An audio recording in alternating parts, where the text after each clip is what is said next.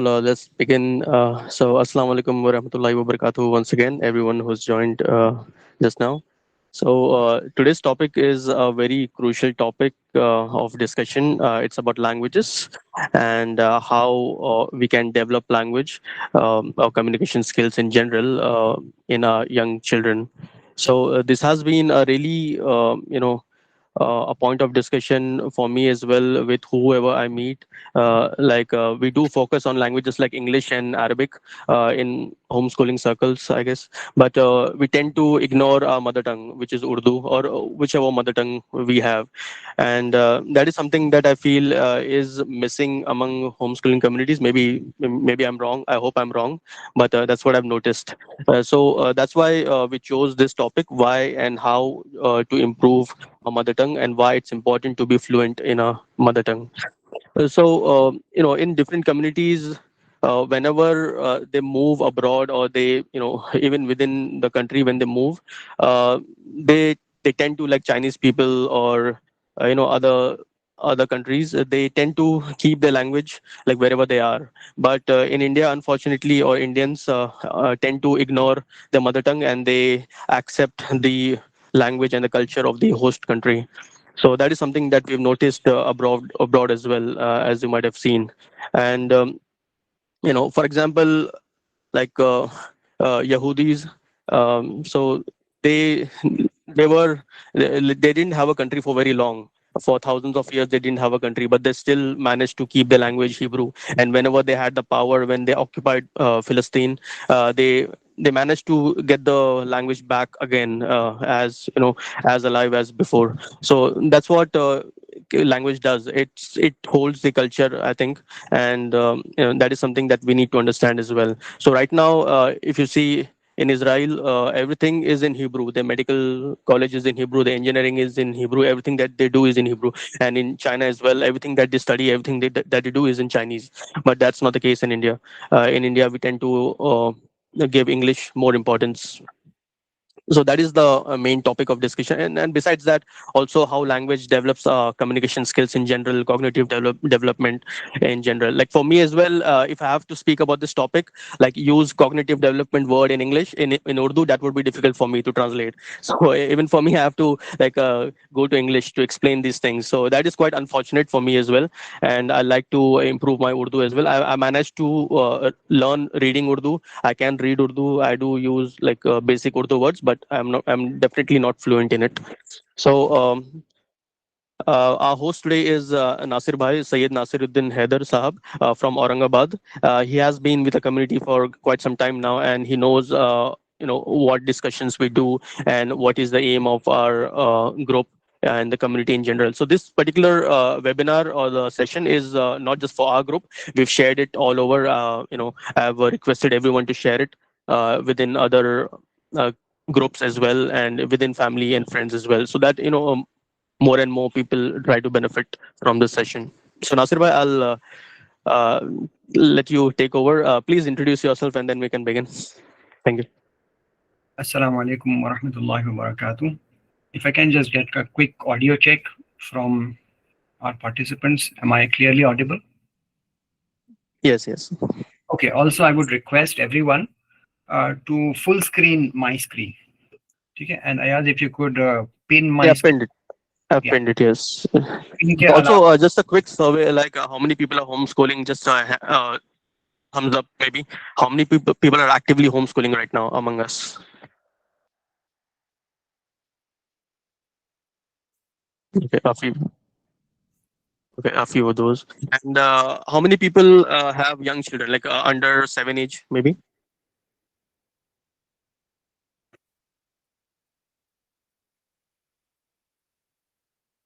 Yeah, how many people have a mother tongue that is not Urdu? Okay, so Nasir, I think that gives us an idea what our audience is right now. Please continue. Okay, बहुत बहुत शुक्रिया अयाज भाई. Thank you very much. I will be going for a mix of English and Urdu, and if there is any problem, you can certainly ask me. I won't be looking at the chats very frequently, so Ayaz bhai, maybe you can assist me with that. We will be taking questions after our presentation, but if Sure. there is problem with the video, audio, or the language of communication, Ayaz bhai, maybe you can let me know. Absolutely. Okay. So, Bismillahirrahmanirrahim. Uh, the topic given to me today is mastering the mother tongue. My introduction was already given to you by Ayaz bhai in the meeting details. मेरा नाम सैयद नसीरुद्दीन हैदर है और मैं एक home schooling parent हूँ. I've been homeschooling my children for the past 1.5 years. और इसके अलावा मैं एक इंग्लिश का टीचर हूँ. और इस मौजू में जो रेलेवेंट बात है कि मैं एक लैंग्वेज का टीचर हूँ. So from my experience, I want to talk about languages, how languages can be learned, what are the misconceptions about learning languages, and especially why it is important for us to learn our own mother tongues. Okay, तो मैं अब जहाँ पर mother tongue कहूँगा वहाँ पर सारे mother tongues obviously referred हैं. जहाँ पर मैं उर्दू कहूँगा तो वहाँ पर उर्दू प्लस सारे मदर टंग्स ऑब्वियसली. ठीक है, तो please don't take any offence if your mother tongue is not Urdu. This is meant for all mother tongues. Urdu has a special place in Islamic literature, इसलिए उसकी कुछ additional बातें भी रहेंगी इंशाल्लाह. तो सबसे पहली बात ये है कि मैं एक लैंग्वेज टीचर हूँ, मैंने आपको बताया, लेकिन मैं एक लैंग्वेज लर्नर भी हूँ. I have learned Urdu after I finished my schooling, and I did all of my schooling in Dubai until the 10th standard. Or until I was in school, I was only able to speak very fluently in English and somewhat fluently in a mix of Hindi and Urdu. I really became fluent in Urdu much later, and I started reading Urdu before I became fluent in Urdu. Apart from this, right now I am also trying to improve my Marathi, and I am also attending some Arabic grammar classes so that I may understand the language of our Lord, of the language of Allah, and the language of His Kalam directly.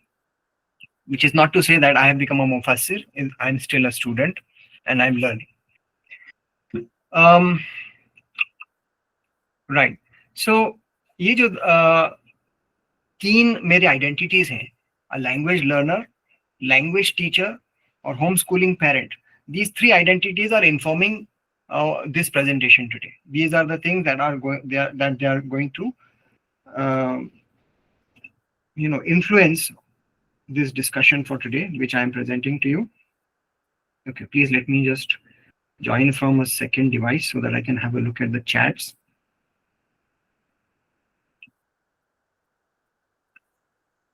Just one moment, please.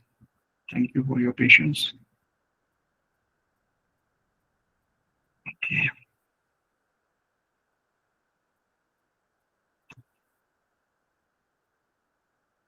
Chats. खैर ठीक है, आएंगे जब देखेंगे. बहरहाल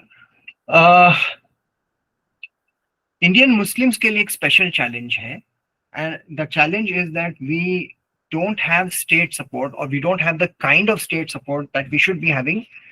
I'm talking about Urdu speaking Indian Muslims. We don't have the kind of state support that we should be having for such a widely spoken language. And one reason could be that this language is not spoken as a majority in any state. तो हालांकि अगर देखा जाए तो Urdu speakers जो हैं वो as a community, they are a very large community across, but they are distributed across India, so they tend to be minorities within this linguistic minorities within their states. This is not the case for example, Malayalam speakers, Muslim Malayalam speakers, or Tamil Muslim Tamil speakers, Muslim Gujarati speakers. They have their own language at home, so ये इतना बड़ा challenge उनके लिए नहीं होता है जितना Urdu speakers के लिए होता है. होम स्कूलिंग के पर्सपेक्टिव से भी मैं कुछ बात करूंगा. सबसे पहले हम बात करेंगे इस आयत की जो सूरे रूम से आई है. 30वां सूरा है और 22वीं आयत है. अऊज़ु बिल्लाहि मिनश शैतानिर रजीम मिन आयातिही खल्क़ुस समावाति वल अर्ज़ि वख्तिलाफु अलसिनतिकुम व अलवानिकुम. इसका इंग्लिश में तर्जुमा यूं है, एंड ये एक आयत का शुरू का हिस्सा, इसके आगे भी चलती है आयत, लेकिन इतना हिस्सा हमारे लिए रेलेवेंट है। इसके इंग्लिश का तर्जुमा यूं है, and among his signs is the creation of the heavens and the earth and the difference in your languages and your colours, surely in this are signs for those who know. आयत का मतलब होता है निशानी, sign. तो यह अल्लाह की निशानी है कि उसने हमें कई रंगों में पैदा किया और कई जुबानों में पैदा किया। इससे ये बात भी वाज़ेह होती है कि कोई जुबान दूसरे जुबान पर महज जुबान होने की वजह से फजीलत नहीं रखती, उसमें क्या कहा गया है वो अहमियत रखता है। इसका उर्दू का तर्जुमा यह है, और इसकी निशानियों में आसमानों और ज़मीन की पैदाइश और तुम्हारे जुबानों और तुम्हारे रंगों का इख्तिलाफ है, यकीनन इसमें इल्म वालों के लिए निशानियां हैं। अब यहाँ पर जो ह्यूमन लिंग्विस्टिक और एथनिक डाइवर्सिटी है उसका मवाजना, उसका कंपैरिजन आप गौर कीजिए, ये आयत किससे कर रही है। हमारी लिंग्विस्टिक डाइवर्सिटी की वैल्यू किस चीज के वैल्यू से कंपेयर हो रहा है, आप जरा गौर कीजिए। इसे कंपेयर किया जा रहा है कॉस्मिक साइंस के साथ, यूनिवर्स के साथ, असमावाती वल अर्ज के साथ। यानी आसमान, कई आसमान हैं, वो जितने आसमान हैं और एक हमारी जमीन है, ये इतनी बड़ी बड़ी चीजें अल्लाह की निशानियां हैं। उसी तरह, बिल्कुल उसी तरह अल्लाह की निशानी ये भी है कि उसने कई जुबानों में पैदा किया। May I please request everyone to mute themselves. तो इसी तरह की निशानी हमारी लिंग्विस्टिक डाइवर्सिटी है। तो अब सोचिए कि अल्लाह ताला हमको क्या कहना चाह रहा है इसके जरिए से। क्या ये हमें ये कहना चाह रहा है,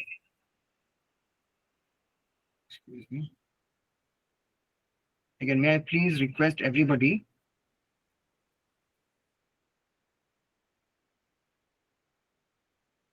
to switch off their mics, okay। हाँ, तो वो ये नहीं कहना चाह रहा अल्लाह ताला कि आप जुबान के बेसिस पर एक से दूसरे पर फजीलत रखते हो, बल्कि ये डाइवर्सिटी अपने आप में अल्लाह ताला की बनाई हुई ही है। This diversity is this linguistic diversity is a creation of Allah Ta'ala, and He is using it as a symbol of His power। सोचने वाली बात है। अब उर्दू भी एक आयत है अल्लाह की, और अरबी भी एक आयत है अल्लाह की, और इंग्लिश भी एक आयत है अल्लाह की, और मराठी भी अल्लाह की आयत है। हर जुबान अल्लाह की निशानी है। कोई जुबान इस्लामी या गैर इस्लामी नहीं होती है, हर जुबान अल्लाह की मखलूक है। और अल्लाह ने हमें चीज़ों के नाम बताए हैं, अल्लाह ने हमको बयान सिखाया है। हर जुबान एक नेमत है हमारे लिए। So we should not, as Muslims, we should not discriminate between languages at all. This is a very strong message that this ayat gives us. तो हमारे अंदर कई बार तासुब होता है कि ये तो ये गैरों की जुबान है, ये हम क्यों सीखें। ऐसा नहीं होना चाहिए। हमारी मादरी जुबान और फिर उसके अलावा अरबी, उसके अलावा इंग्लिश, और हर जुबान हमारी जुबान है। देखिए, age home schooling parents, many of us are homeschooling parents, so we have this mindset of lifelong learning। हमने इतना बड़ा रिस्क इसलिए लिया है क्योंकि हमको पता है कि लर्निंग सिर्फ क्लासरूम के दायरे में महदूद नहीं होता है। Learning takes place constantly, which is why we are also learners. हम होम स्कूलिंग पेरेंट्स भी लर्नर्स हैं, हमारे बच्चे भी लर्नर्स हैं, हमारी फैमिलीज भी लर्नर्स हैं। लेकिन हम लर्न क्या कर रहे हैं, हमारे एजुकेशन का, हमारे तालीम का मकसद क्या है, ये सोचने वाली बात है। क्या हमारे तालीम का मकसद महज सिर्फ डिग्री हासिल करना है? अगर होगा तो मुझे कुरान में और हदीस में उसका हवाला बताइए जरूर। मैं ये नहीं कह रहा हूँ कि करियर नहीं बनाना चाहिए, प्रोफेशनल नहीं होना चाहिए, वो तो हमने भी किया है, आपने भी किया है। लेकिन क्या महज इतना ही उसका पर्पस है? और इसके अलावा हर मकसद को लोअर प्रायोरिटी मिलती है? ये सोचने वाली बात है। प्रायोरिटीज क्या होनी चाहिए? When we frame our curriculum, when we frame the things that we want to teach our children, what should be the priorities? तो अक्सर ये कहा जाता है कि आपको जहां पर जितनी देर रहना है उसकी उतनी देर तैयारी कीजिए, आपको दुनिया में जितनी देर रहना है उतनी देर दुनिया की तैयारी कीजिए, और अगर आपका यकीन ये है कि मुझे आखिरत में कितनी देर रहना है आप सोच लीजिए तो उसकी कितनी तैयारी हमें करना होगा। तो हम जो तालीम का मकसद हमने इंटरनलाइज कर लिया है वो बहुत गलत है। मैं आपसे बदमानी नहीं कर रहा हूँ। आमतौर से usually people think of education merely as a source of or a medium of reaching a source of income, but इस्लामी जितने भी आपको सोर्सेज मिलेंगे उसमें ये मकसद नहीं दिया हुआ है। The purpose of knowledge is knowing Allah, Allah की मारिफत हासिल हो जाए और अल्लाह क्या चाहता है हमसे ये मालूम हो जाए, और अल्लाह की आयतें, अल्लाह की निशानियां देखकर उसके ऊपर गौर करके अल्लाह की कदर कुव्वत को हम पहचानने वाले बन जाए। This is the ultimate purpose of knowledge. इसी तरह से हम जन्नत वाले रास्ते पर कैसे चलें, जहन्नुम वाले रास्ते पर से किस तरह से हट जाएं, ये भी तालीम का एक मकसद है।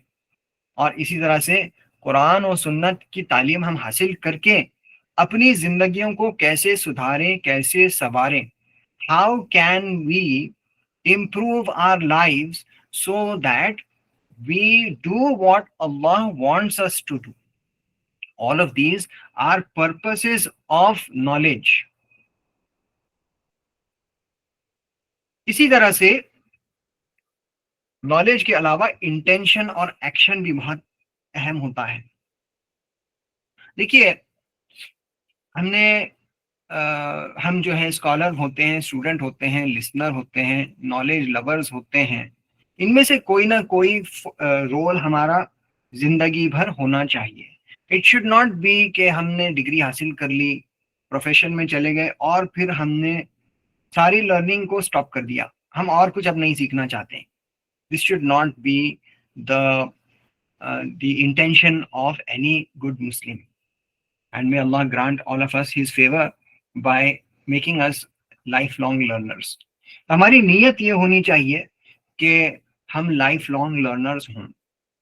अब इल्म जो है वो इसलिए नहीं है कि हम एक दूसरे के ऊपर सबकत हासिल करें, कंपटीशन में दूसरे को पीछे छोड़ दें, एक दूसरे से आर्ग्यूमेंट करें और या फिर अपनी तरफ लोगों को मुतवज्जा करें। इल्म का ये पर्पस नहीं है और अनफॉर्चुनेटली यही पर्पस बन के रह गया है। मुझे याद आ रहा है, मैंने अपने नौजवानी के दौर में एक ऐसे पढ़ा था, एक मुस्लिम कन्वर्ट का, यानी जो क्रिश्चियन था या फिर एथियस्ट था और वो मुस्लिम हो गया। सो ही रोट के वो फिलॉसफी पढ़ रहे थे, काफी बड़े आलिम बने बाद में वो। तो ही रोट के वो जब कॉलेज जाते थे तो अपनी जो इनकम है उसको, यानी कॉलेज के दौरान कुछ इनकम हासिल करने के लिए वेकेशंस में या कुछ ऑफ डेज पर वो फिशिंग बोट पर चले जाते थे और फिशिंग बोट पर वो कैप्टन के अंडर में काम करते थे और कई बार जो है बहुत खतरनाक मौके गुजरते थे। तूफान आ जाता था समंदर में, तो जब तूफान आता था तो कैप्टन और पूरे सोल्जर्स खुदा को याद करते, लेकिन जब पोर्ट पर आ जाते तो हर कैप्टन अपने शिप के सामने, अपने बोट के सामने और अपनी पकड़ी हुई मछलियों के सामने इतराते हुए चलता था दूसरे कैप्टन के सामने कि देखो मैंने कितनी मछलियां पकड़ी। अब हमें ये बात बेवकूफी भरी दिख रही होंगी, लेकिन आप सोचिए कहीं हम भी तो ऐसा नहीं कर रहे हैं। वो तो फिश के बारे में कर रहा है, उसका प्रोफेशन है। फिर उन फिलोसोफर साहब ने जो ऐसे लिख रहे थे उन्होंने ये भी कहा कि जब मैं कॉलेज गया तो कॉलेज में मैंने ये देखा कि उस फिशरमैन में और हमारे कॉलेज के प्रोफेसर में कोई फर्क नहीं है। क्योंकि कॉलेज का प्रोफेसर भी अकड़ कर चलता था और उसको बहुत इत्मीनान था कि मैं बहुत महान इंसान हूँ, क्योंकि मेरी इतनी जो है डिग्रियां हैं और इतनी पीएचडीज हैं और इतने रिसर्चर्स हैं। तो आप मुझे बताइए, वो शख्स जो मछलियों पर अकड़ता है क्योंकि उसने बहुत सारी मछलियां जमा की हैं, और वो शख्स जो डिग्रियों पर अकड़ता है क्योंकि उसने बहुत सारी डिग्रियां हासिल कर ली हैं, उन दोनों में असल में अखलाकी फर्क क्या है? सोचने वाली बात है। अब देखिए, मदर टंग का इसके अंदर यानी क्या बात है? मदर टंग जो है, हम मदर टंग पर क्यों इसरार कर रहे हैं? Why are we insisting on learning the mother tongue? See, the cognitive foundation of all learning is language, and your mother tongue is simply the language in which you speak to your mother, or the language which is spoken at home. तो आप जो कुछ पढ़ेंगे सबसे अच्छा आप अपनी mother tongue में ही सीख पाएंगे। उसको पूरी तरह से उसका कॉन्सेप्ट अगर आपको खंगालना है, आपकी मदर टंग में ही समझ पाएंगे।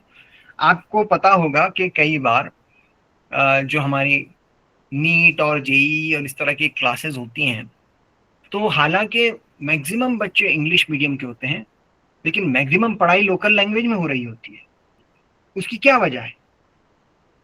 वाई डू, और अच्छा, ये कोचिंग क्लासेस हों या ट्यूशन क्लासेस हों, basically they have become translation institutes. वो तो खुद से बच्चा पढ़कर सीख सकता है। बहुत कम यूँ होता है कि आप जो है देखते हैं कि कोई नई चीज़ बताई जा रही हो ट्यूशन में जो कि बुक के बाहर हो। बुक में ही सारी चीज़ें समाई हुई हैं। तो महज ट्रांसलेशन के लिए वो कोचिंग क्लास जा रहा है बच्चा, महज ट्रांसलेशन के लिए वो ट्यूशन जा रहा है। मतलब क्या कि वो जिस इंग्लिश मीडियम स्कूल में वो बैठा था 12 साल, उसने उसका जॉब नहीं किया। मैं आपको मेरा एक्सपीरियंस देता हूँ।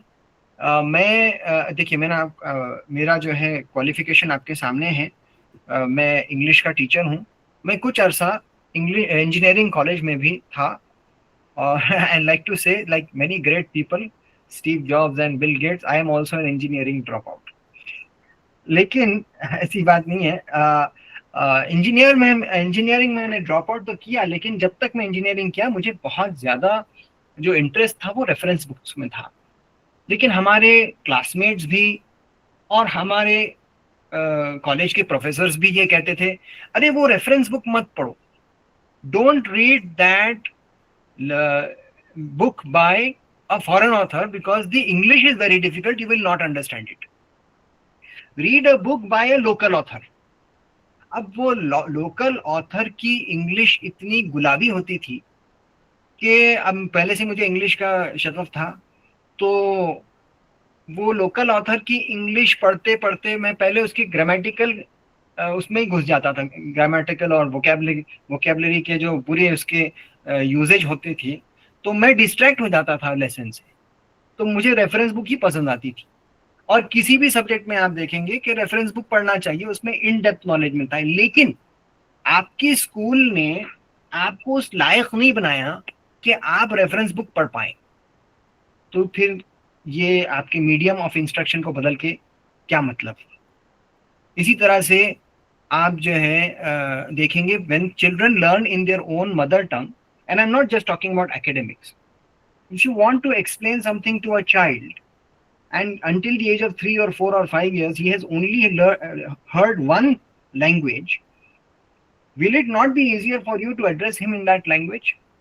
And then what happens when suddenly the language switches and he goes to a strange situation? अब आप में से अक्सर लोग होम स्कूलिंग है, लेकिन कुछ लोगों ने पहले स्कूलिंग भी कराई होगी। तो वो स्कूल में अचानक से जो मीडियम ऑफ इंस्ट्रक्शन बदलता है, तो बच्चे का कॉन्फिडेंस हिल जाता है और उसको ऐसा लगता है कि मेरे अंदर कोई नुक्स है, there is a deficiency in me that I am not able to understand this content, and this is a kind of, ये जुल्म है बच्चे के ऊपर।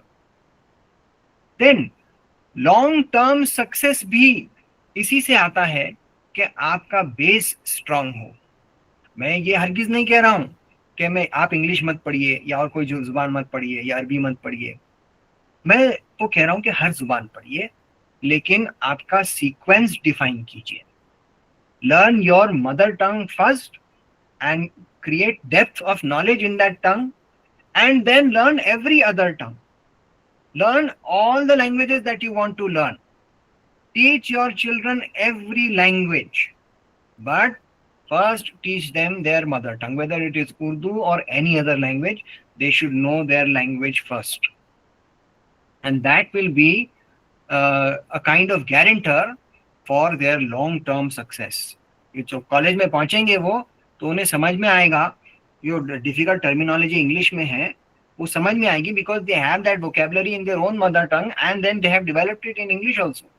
तो ये ट्रांसफरेबल स्किल होती है. सुनिए, ट्रांसफरेबल का मतलब ये होता है, हमारे दोस्त रमीश सर ने हमारी इसमें काफ़ी मदद की इस प्रेजेंटेशन बनाने में, और वो भी होम स्कूलिंग ग्रुप में है अपने. तो उन्होंने कहा कि learning languages is a transferable skill. जिस तरह से बच्चा बाइसिकल चलाता है, तो बाइसिकल चलाने में उसको थोड़ी दुश्वारी होती है, लेकिन कुछ दिन के बाद, कुछ देर के बाद वो सीख जाता है, और उसके बाद जब वो मोटरसाइकिल चलाएगा तो उसको असर बैलेंस सीखने की जरूरत नहीं रही. He already knows how to balance. Now he can ride another motorcycle.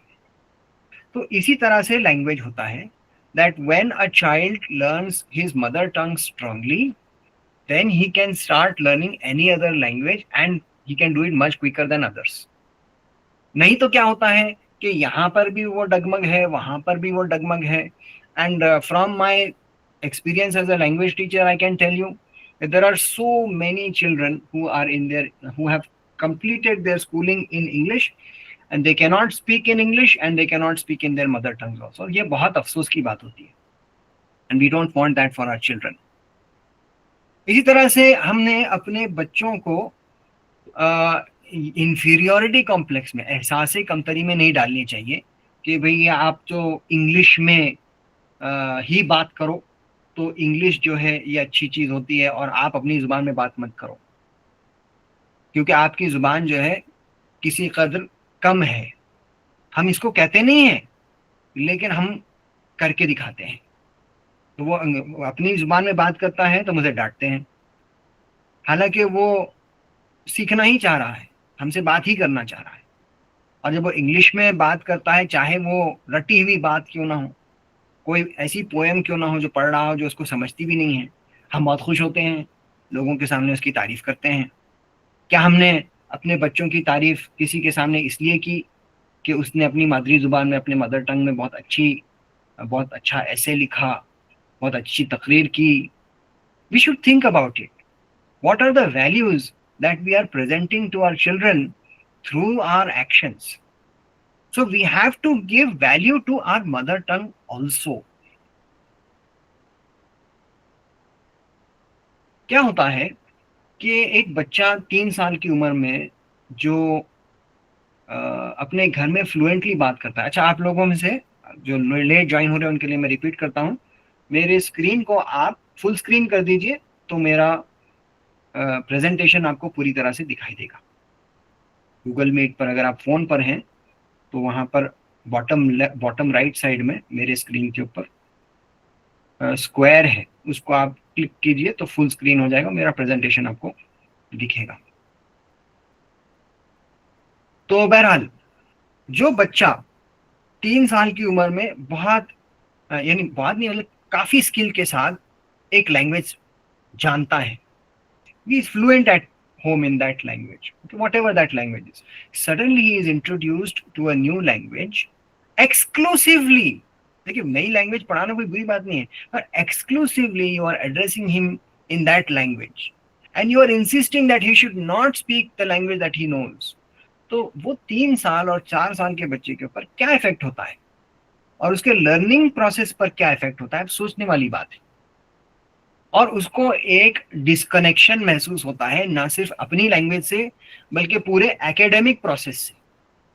कई बार बच्चे बहुत ज़हीन होते हैं लेकिन वो एकेडमिक्स से बिल्कुल बेजार हो जाते हैं, बदजन हो जाते हैं. Why? Because they feel that this is not for us, this is not being done in our language, what is this. Okay, इसी तरह से जो लॉन्ग टर्म इफेक्ट्स हैं वो रोल ओवर होके स्नोबॉल हो जाते हैं. वो छोटा बच्चा अपनी ज़ुबान में बात नहीं कर पाता स्कूल में, टीचर डांटती है और अपने उसके पेरेंट्स डांटते हैं ये जुबान में क्यों बात कर रहे हो, हालांकि अभी तक उसी जुबान में से बात करते रहे। अब वो उसके अंदर जो एक कॉम्प्लेक्स आ जाता है, तो वो सिर्फ 3 और 4 साल की उम्र तक महदूद नहीं होता है। आप देखिए कि वो बड़ा भी हो जाए, आगे तक भी बढ़ जाए, तो उसके अंदर वो कॉम्प्लेक्स रहता ही है। वो सीख भी जाए दूसरी लैंग्वेज तो भी उसके अंदर वो कॉम्प्लेक्स होता है। So we need to take this in a realistic way. There has to be inclusion of mother tongue instruction at a very early age for every child. और अगर नहीं किया है, आपके बच्चे बड़े हो गए तो कोई अर्ज नहीं। मैंने आपको बताया कि मैंने 18 साल की उम्र में सीखा, अभी भी सीख रहा हूँ उर्दू। और पेरेंट्स के लिए नमूना बनने की जरूरत है। लैंग्वेज लर्नर आप बनोगे तो आपके बच्चे भी लैंग्वेज लर्नर बनेंगे। अगर आप बुक रीडर बनोगे तो आपके बच्चे बुक रीडर बनेंगे। आपके हाथ में किताबें देखेंगे बच्चे तो वो अपनी हाथ में किताबें लेंगे। आपके हाथ में मुसलसल मोबाइल फोन देखेंगे तो उन्हें किताब में कोई दिलचस्पी नहीं होगी। ओके, सो हमें अपना मुहासिबा करना होगा, अपना इंट्रोस्पेक्शन करना होगा कि हम अपने बच्चों के सामने क्या नमूना पेश कर रहे हैं। So you have to be a language learner. If you yourself don't know your mother tongue, you should try and speak it.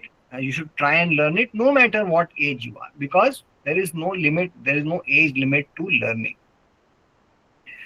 मैं आपको एक मिसाल देता हूँ कि मैं जिस तरह से अभी आपको जिक्र किया कि मैं अरबी ग्रामर की क्लास अटेंड कर रहा हूँ, तो हालांकि उसमें मेजॉरिटी स्टूडेंट्स एडल्ट्स हैं, लेकिन ऐसा कोई हद नहीं है कि आप ये नहीं आ सकता वो नहीं आ सकता। हमारे सर सबको इजाजत देते हैं, तो हम एज अ फैमिली अटेंड करते हैं और हफ्ते में एक ही बार जाना होता है। तो I take my wife but my 2 children also, both of whom are not adult obviously. So वो सब हम चारों के चार जाते हैं और अल्हम्दुलिल्लाह अल्हम्दुलिल्लाह हमारे बच्चे भी अरबी ग्रामर सीख रहे हैं एक अरबी क्लास में जो एडल्ट्स के लिए है। और इसमें बताने का मकसद ये है कि अगर मैं बच्चों को कहता कि तुम अरबी कर लो, सीख लो, और उनको क्लास लगवा देता, ऑनलाइन हो ऑफलाइन हो, तो मुमकिन है वो सीखते। अगर उनके अंदर दिलचस्पी होती, मुमकिन है कि वो ना सीखते, क्योंकि उनकी तरजीहात अलग होती, प्रायोरिटीज अलग होती। लेकिन जब उनके पेरेंट्स खुद उनके साथ बैठ रहे हैं क्लासरूम में, can you imagine what is the priority that they are giving to this instruction? तो मैं ये मिसाल इसलिए दे रहा हूं that you have to become examples for your own children. अब होम स्कूलिंग में कुछ बेनिफिट्स होते हैं। आप में से जो होम स्कूलिंग पेरेंट्स हैं या होम स्कूलिंग के अंदर दिलचस्पी रखते हैं, तो उनके लिए ये मैं बता रहा हूँ, जो नहीं कर रहे हैं उनके उनके लिए भी जो है ये एक नॉलेज बनेगा कि होम स्कूलिंग में एक फायदा ये है that you can tailor your learning. One of the major reasons that many parents choose homeschooling is that they don't want bad influences from schools to affect their children. I hope I'm right for many of you. लेकिन देखिए, अगर आप बाहर से आने यानी school से आने वाले कल्चर को रोकते हैं, तो ऐसा नहीं होगा कि बच्चा कोई कल्चर नहीं सीखेगा। कल्चर का वैक्यूम नहीं होता है। एक कल्चर की इजाजत ना हो किसी कल्चर को आने की, तो दूसरा कल्चर आना ही आना है। तो अगर आप उस वैकेंसी में, उस वैक्यूम में अपना कल्चर उनको नहीं देंगे, तो स्कूल से आने वाला कल्चर तो रुक जाएगा, लेकिन मीडिया से आने वाला कल्चर, सोसाइटी से आने वाला कल्चर उसकी भरपाई कर देगा। इसलिए हमें चाहिए कि हम स्कूल को तो रोक रहे हैं, स्कूल से आने वाले बुराइयों को तो हम रोक रहे हैं, लेकिन हम अपना कल्चर भी उन तक मुंतकिल करें, अपना कल्चर भी उनको हम रिले करें, उनको हम विरासत में दें, वरना और कुछ आ जाएगा और आप उसको रोक नहीं पाओगे। So home schooling gives you that advantage that you can tailor the learning, you can adjust your priorities according to what you feel is right and wrong at the stage that at the developmental stage that the child is at.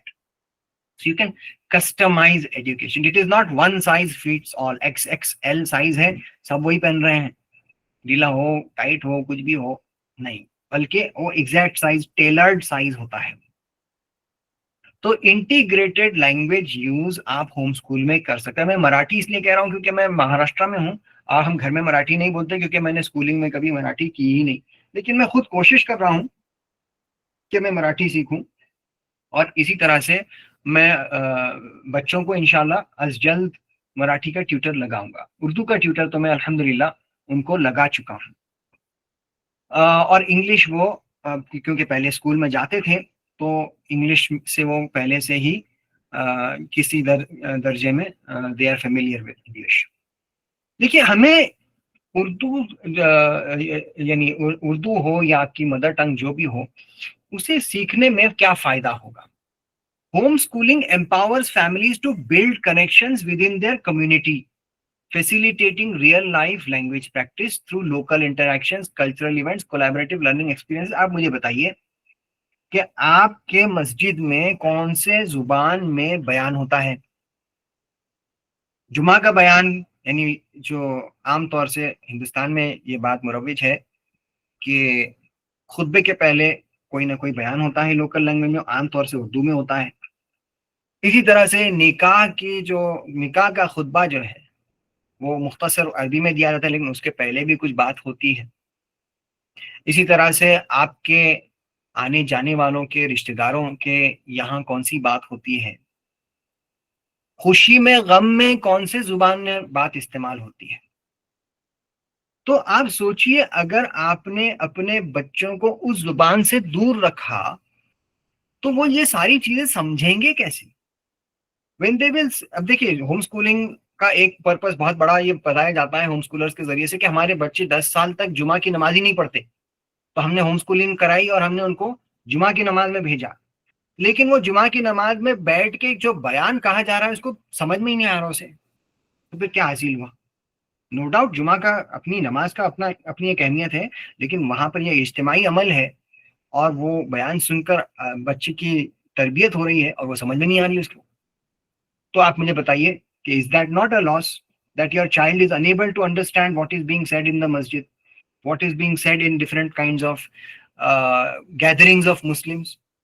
So community engagement के लिए बहुत जरूरी है कि आप अपनी mother tongue उन्हें सिखाइए।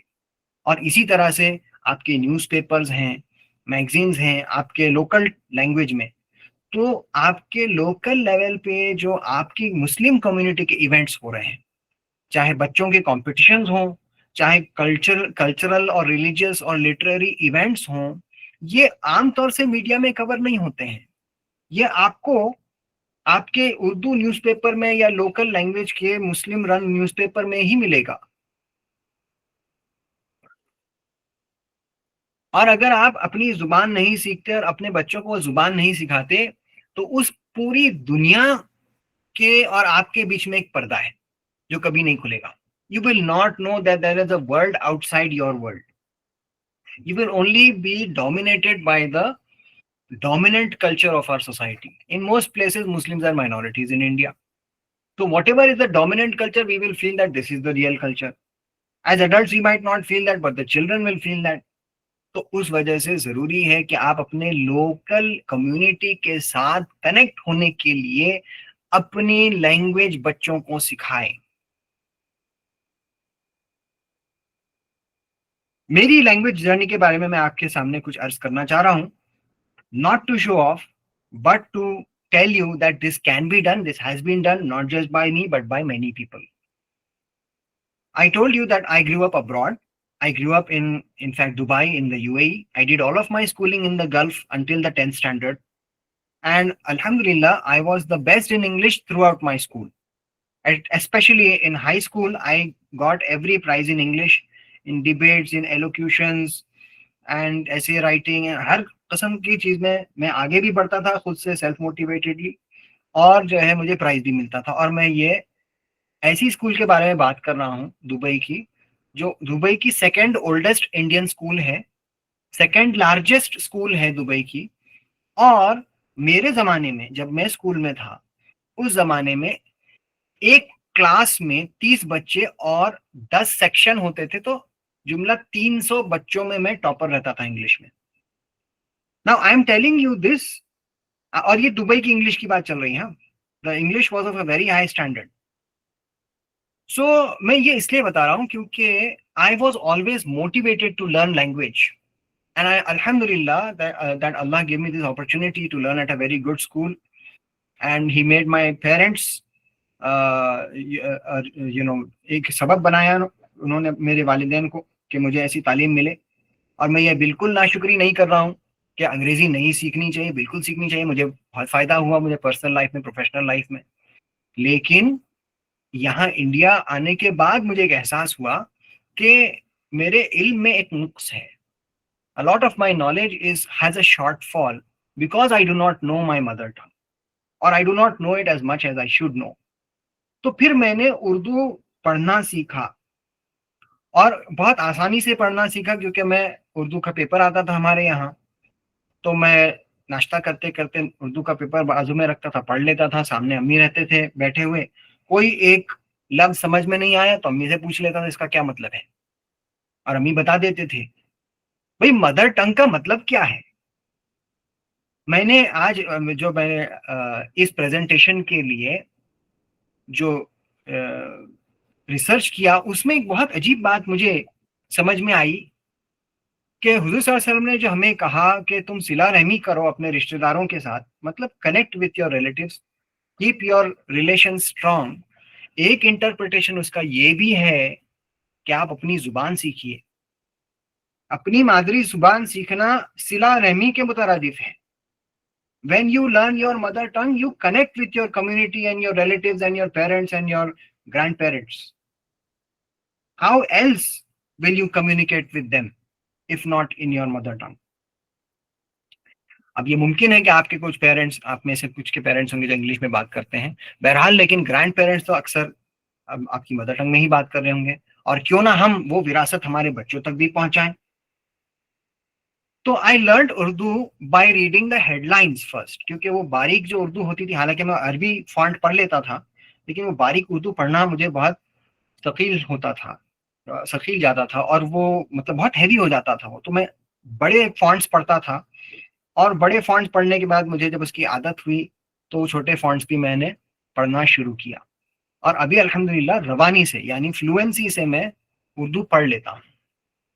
इसी तरह से मैंने आपको कहा कि मैं अभी भी लैंग्वेज लर्नर हूँ, और मैं अरबिक ग्रामर ज़्यादा सीख रहा हूँ, मराठी का कुछ जो है मराठी की कुछ कोशिश कर रहा हूँ, और इसमें भी मुझे बहुत खुशी इस बात की होती है कि मराठी हो या अक्सर जो हिंदुस्तानी जुबानें हैं उसमें उर्दू जैसे अल्फाज बहुत मिलेंगे आपको, क्योंकि वो अल्फाज फारसी से और अरबी से आए हैं। जिस तरह से वो उर्दू में आए हैं, उसी तरह से मराठी में भी आपको कई सारे अरबी और फारसी अल्फाज मिलेंगे, हालांकि उनकी तादाद थोड़ी कम रहेगी। But when you become a language learner, you will come to know what magic there is in learning the language, how connected languages are with each other. तो लेट लर्निंग में एक मैं आपको एक और बात बताता हूँ कि कई बार क्या होता है कि उर्दू मीडियम के जो मेरे फ्रेंड्स हैं, मेरे मैं टेंथ तो बाहर से किया था, ट्वेल्थ के जो फ्रेंड्स हैं उनमें से उर्दू मीडियम के स्टूडेंट्स भी जो मेरे साथ उर्दू मीडियम के थे इंग्लिश में आ गए थे, उनको उस वक्त बहुत तकलीफ हुई थी, नो डाउट। लेकिन आज वो अपनी उर्दू में इतने अंग्रेजी अल्फाज इस्तेमाल करते हैं कि कई बार वो यानी मैं जब उनसे उर्दू में बात करता हूँ तो वो चौंक जाते हैं, because I try when I speak in Urdu, I try to speak exclusively in Urdu, और जब मैं अंग्रेजी में बात करता हूँ तो मैं कोशिश करता हूँ कि मैं अंग्रेजी की फसाहत का पास रखूं। और उसकी क्या वजह है मैं आपको कुछ देर में बताऊंगा कि मैंने ये स्किल किस तरह से डेवलप किया।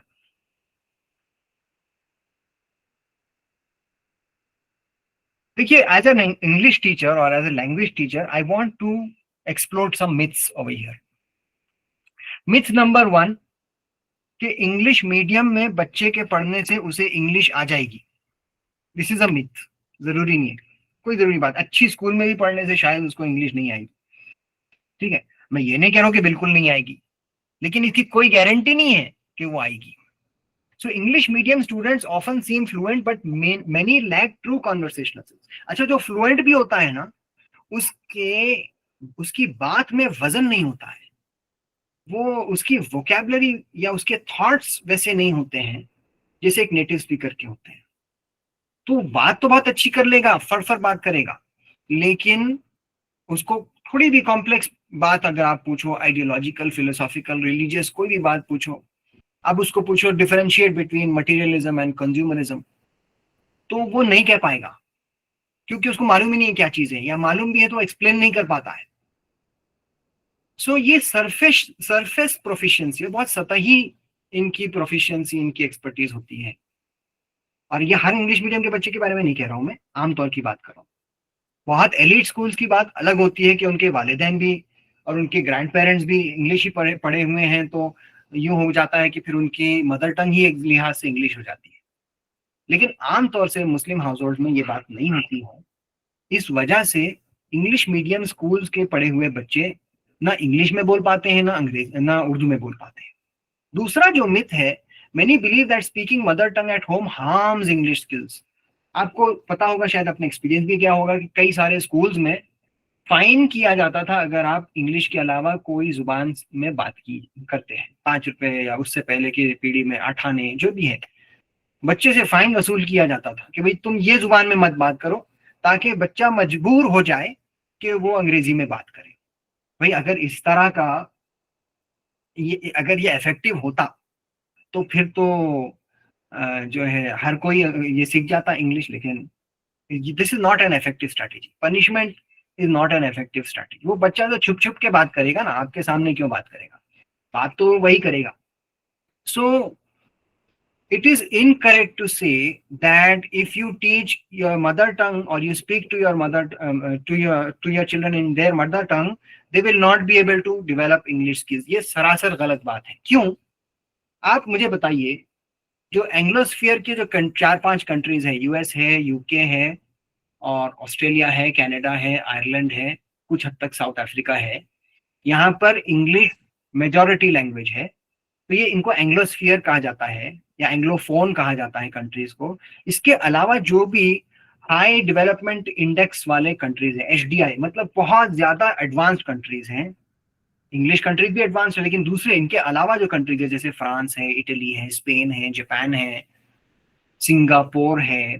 सिंगापुर में खैर इंग्लिश ज्यादा चलती है, तो लेकिन नॉन इंग्लिश स्पीकिंग की बात कर रहा हूँ। उनकी मीडियम ऑफ इंस्ट्रक्शन क्या है, आपने कभी सोचा है? और क्यों ऐसा होता है कि वो इंग्लिश में ना पढ़ते हुए भी इतने एडवांस्ड हैं?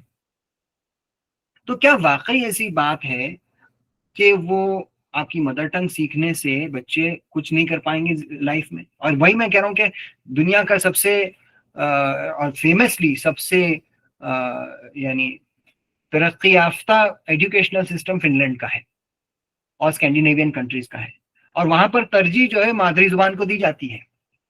They are taught exclusively in their mother tongue. All the subjects, science, social studies, and of course the mother tongue itself, they are taught in the mother tongue right from the start in Finland. हाँ, English पढ़ाई जाती है वहां पर, लेकिन as a language पढ़ाई जाती है, वो मीडियम ऑफ इंस्ट्रक्शन नहीं होता है वहां पर। इसके बावजूद 10th स्टैंडर्ड 12th स्टैंडर्ड आते आते ये बच्चों की इंग्लिश बहुत हाई लेवल की हो जाती है। यानी C2 जो है ये नेटिव स्पीकर की, इसमें रैंकिंग होती है B1 B2, ए होता है lower, A1 A2 B1 B2 C1 C2। C2 is an expert and native speaker. तो अक्सर इन बच्चों की इंग्लिश लैंग्वेज स्किल्स, जो कि हालांकि मदर टंग में पढ़े हैं और इंग्लिश को महज एक लैंग्वेज के तौर पर पढ़ा है, वो 10th और 12th आते आते B2 तक या कई बार C1 तक भी पहुंच जाती है। तो इसकी वजह है कि उनको इंग्लिश अच्छे से पढ़ाई जाती है। उसकी वजह ये नहीं है कि उनका मीडियम ऑफ इंस्ट्रक्शन इंग्लिश था। तो आपको सोचने वाली बात है एज होम स्कूलर्स कि अगर आप ये सोच रहे हैं कि मैं पूरी जो तालीम जो है बच्चों को इंग्लिश में ही दूंगा तो उसकी इंग्लिश सुधर जाएगी, क्या ये सही बात है? Is it backed up by evidence? We need to think about it. Okay, ये बिल्कुल मुमकिन है कि आप अपने बच्चों को सोशल साइंसेस जो है उर्दू में पढ़ाएं या अपनी मदर टंग में पढ़ाएं, क्यों नहीं हो सकता? आप जो है एनसीईआरटी का सिलेबस कुछ बुक्स उर्दू में डाउनलोड कीजिए या और कुछ इंग्लिश में डाउनलोड, मैथ्स और साइंस इंग्लिश में पढ़ा दीजिए, चलिए, टेक्निकल टर्म्स में बाद में डिफिकल्टी होती है तो, लेकिन सोशल स्टडीज जो है उर्दू में पढ़ाइए, क्या हर्ज है? इसी तरह से अगर आप कोई स्टेट बोर्ड का फॉलो कर रहे हैं तो सारे स्टेट बोर्ड्स जो है कई सारे, एटलीस्ट नॉर्थ इंडिया में कई सारे स्टेट बोर्ड्स जो है उनमें उर्दू भी होता है। जैसे महाराष्ट्र में तो उर्दू है स्टेट बोर्ड के जरिए से, तो उसकी भी सारा कंटेंट आपको ऑनलाइन मिल जाएगा, वो आप पढ़ाइए। ठीक है, मेन आप उसको टेक्स्ट बुक नहीं पढ़ा रहे हैं तो सोशल स्टडीज आप इंग्लिश में ही पढ़ा रहे हैं, तो चलो उसको उर्दू भी पढ़ा लीजिए। आपको तो पता है होम स्कूलर के हमारे पास वक्त बहुत होता है, साल भर का सिलेबस हम 3 और 4 महीनों में कंप्लीट कर रहे हैं, हमारा ये एक्सपीरियंस है। तो जो वक्त फारिग बच रहा है, तो क्यों ना हम अपने बच्चों को अपनी तालीम दें। तीसरा मिथ ये है, there is a misconception that reading comics और story books is a waste. In reality, engaging materials promote literacy and spark interest, enhancing overall language learning. देखिए, मैं इस बात का कायल हूं कि सबसे पहले फिक्शन पढ़ाना चाहिए या स्टोरीज पढ़ाना चाहिए। कई बार हम जब हमको ऐसा लगता है कि भाई ये जब कहानियां हैं, किस्से हैं, स्टोरीज हैं, नॉवेल्स हैं, फेरी टेल्स हैं, इससे कुछ हासिल नहीं है। लेकिन मेरा तजुर्बा ये है, my experience tells me that fiction, और research also tells me, research भी है इस बारे में, fiction has better vocabulary than non fiction on average. आमतौर से अगर आप नॉन फिक्शन पढ़े, जैसे बायोग्राफी है या सेल्फ हेल्प है या और कोई टेक्नोलॉजिकल बुक है, तो उसकी वोकेबलरी बहुत महदूद होती है। अच्छी होगी अपने लेवल के हिसाब से, बहुत अच्छी होगी, लेकिन बनिस्बत फिक्शन के बहुत कम होगी।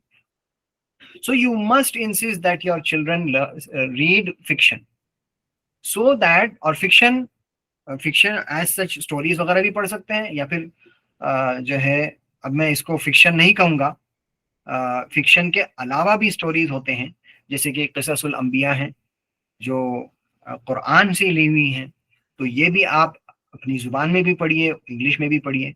That whatever language you are reading in, the vocabulary will grow if you are reading and listening to fiction, and then you can graduate later to non-fiction. तो ये आपका ये होना चाहिए, सीक्वेंस होना चाहिए। ठीक है, मुझे जो है ना यहाँ पर चैट आकर तो गायब हो जा रहा है, दिख नहीं रहा है। एक मिनट, चैट्स जो है, बीच में कुछ चैट आया था, एक minute, I just have a look at the chats. मैं थोड़ा सा पॉज लेकर आपके ये देख लेता हूँ। जी, तो किसी ने कहा,